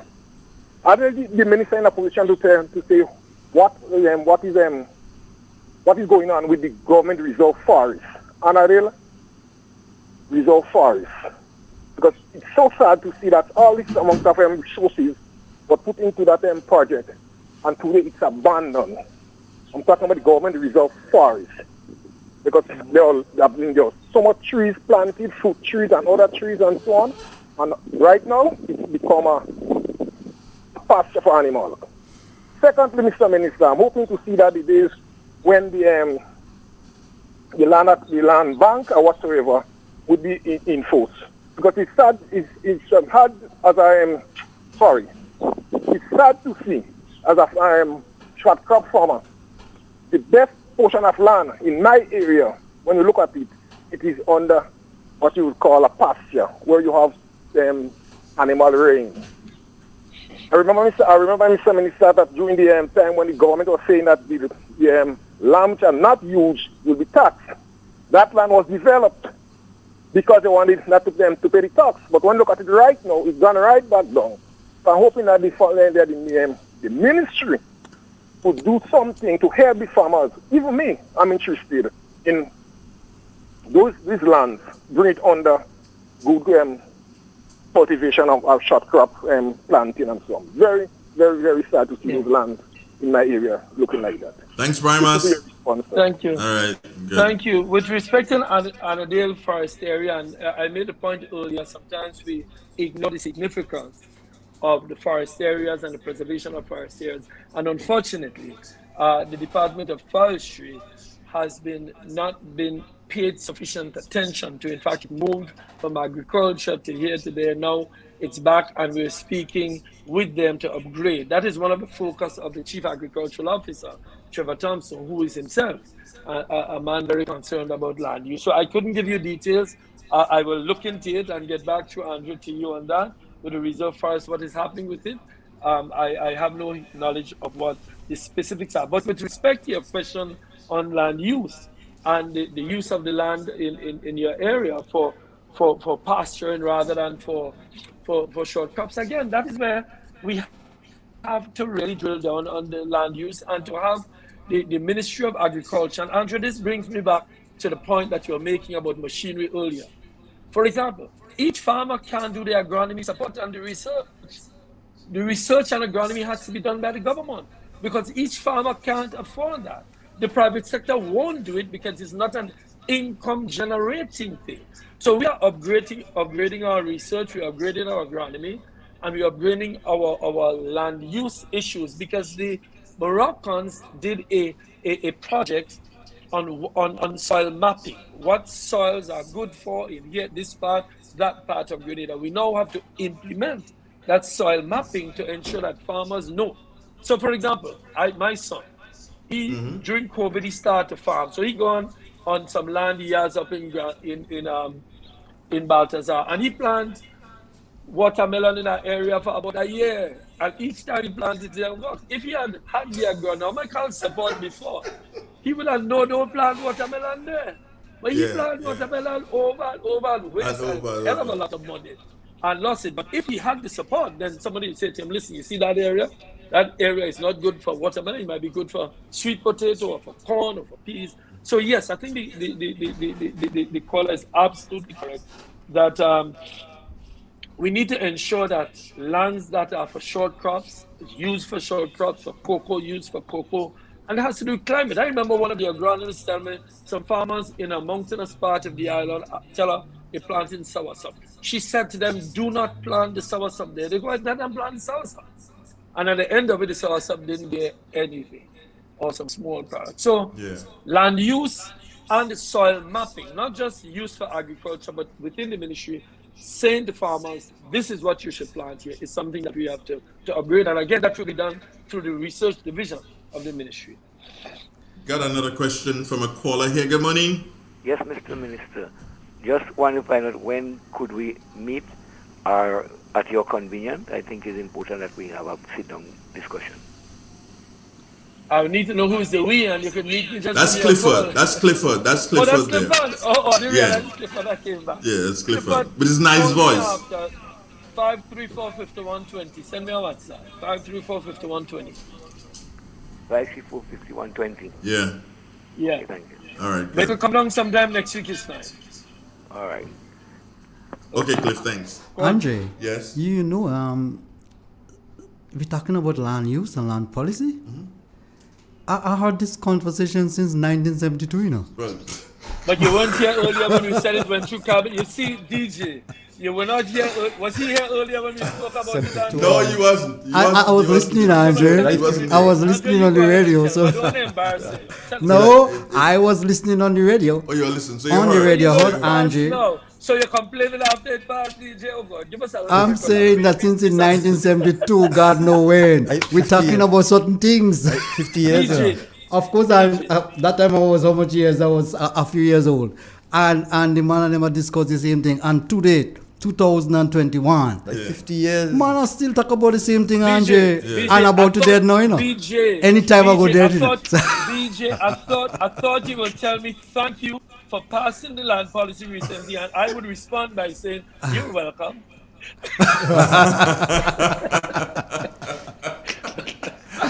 Oh my. But Minister, I think we have another caller for you here. Good morning. Good morning, Mr. Donald. Just saying good morning to you and your guest. Good morning, Camille. Good morning to everybody. Have a good day. And Camille, Minister David just said good morning to you. I didn't hear him. I just tell him good morning. Wait there. He's a guest this morning. Eh? Yes. Peter, good morning. Morning, darling. Is there any station there, Andre? Well, we hook up via the internet. Oh, by Zoom? Yeah, but not Zoom. Another one called StreamYard. Okay, well, Mr. David, good morning, and everybody passing and cursing me. A man come here this morning cursing me for you know. Anyhow, me back brother taking the blows. Good morning, sir. Yeah, all right, then take care, darling. Have a good day, and good morning, everybody. All right, then take care, love. Bye-bye. I was wondering. I thought she knew I was here. No, in the city right now. She probably moved out from home. She's probably in the market already. All right, folks inside of Northwest St. Andrew, they're saying good morning. And Minister, I want to thank you this morning. But first, Ambassador Yolan Smith just sent a good morning to you also. So I'm Yes, just morning, passing Ambassador. it on. Morning, Says you've been Ambassador. Ambassador, let me tell you, please. I know I worked with you before as a diplomat. Now I'm working with you as Minister of Agriculture. Anytime you see anything pass in front of your embassy that has agriculture, they just snatch it and send it, please. Thank you for your good work. You've been a wonderful diplomat. Look forward to working with you. Thanks for your good morning. All right. Leave Oliver people alone now. It's just story. You can leave Oliver people alone.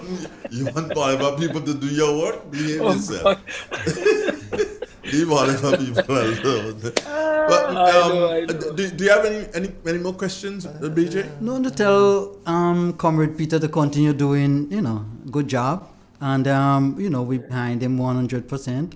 I think he's trying, and I know the road seems to be difficult and, rugged ahead.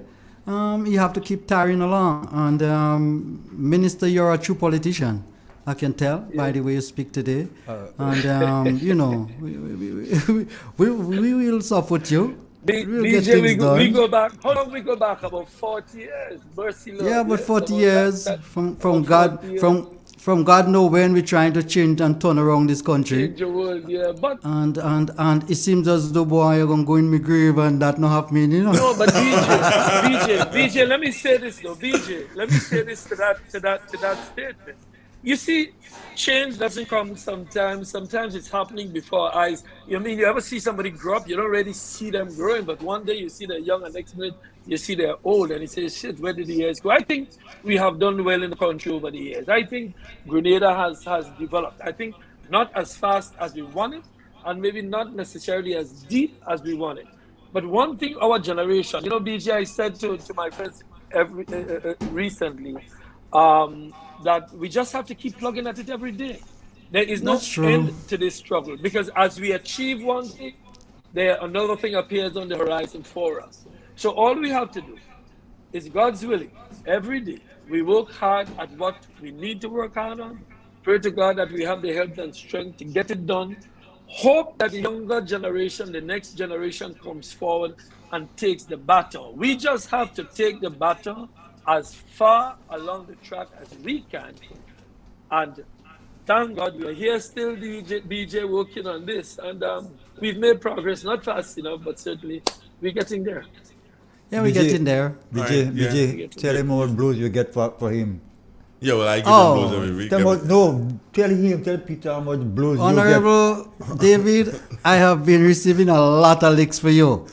There is a national cry for you to come on this program on a more regular basis. I'm defending you every Thursday. The general public want to hear you.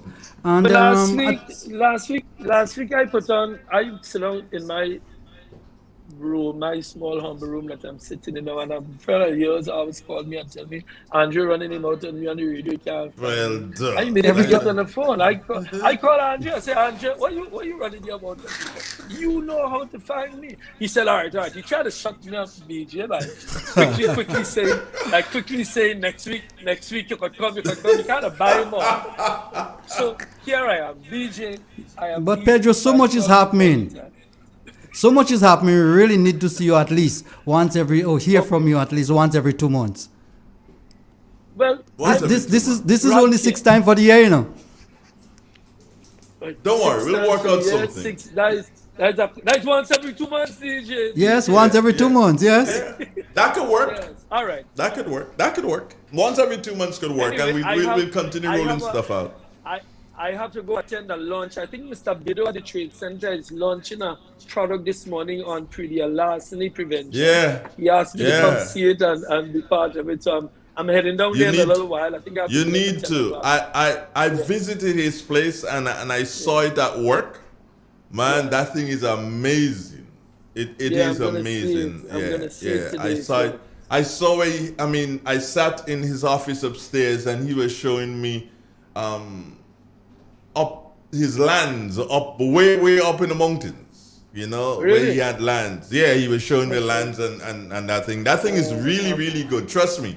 I've seen security cameras, because there are security cameras, I've seen them, but I've never seen them like that. And they're utterly amazing. They're amazing. The picture quality, ain't nothing that this thing can't see you. This thing can see you, and it's just out of this world. Andre, it's kind of strange, while we are concentrating on cameras and stuff, the teams are concentrating on satellite.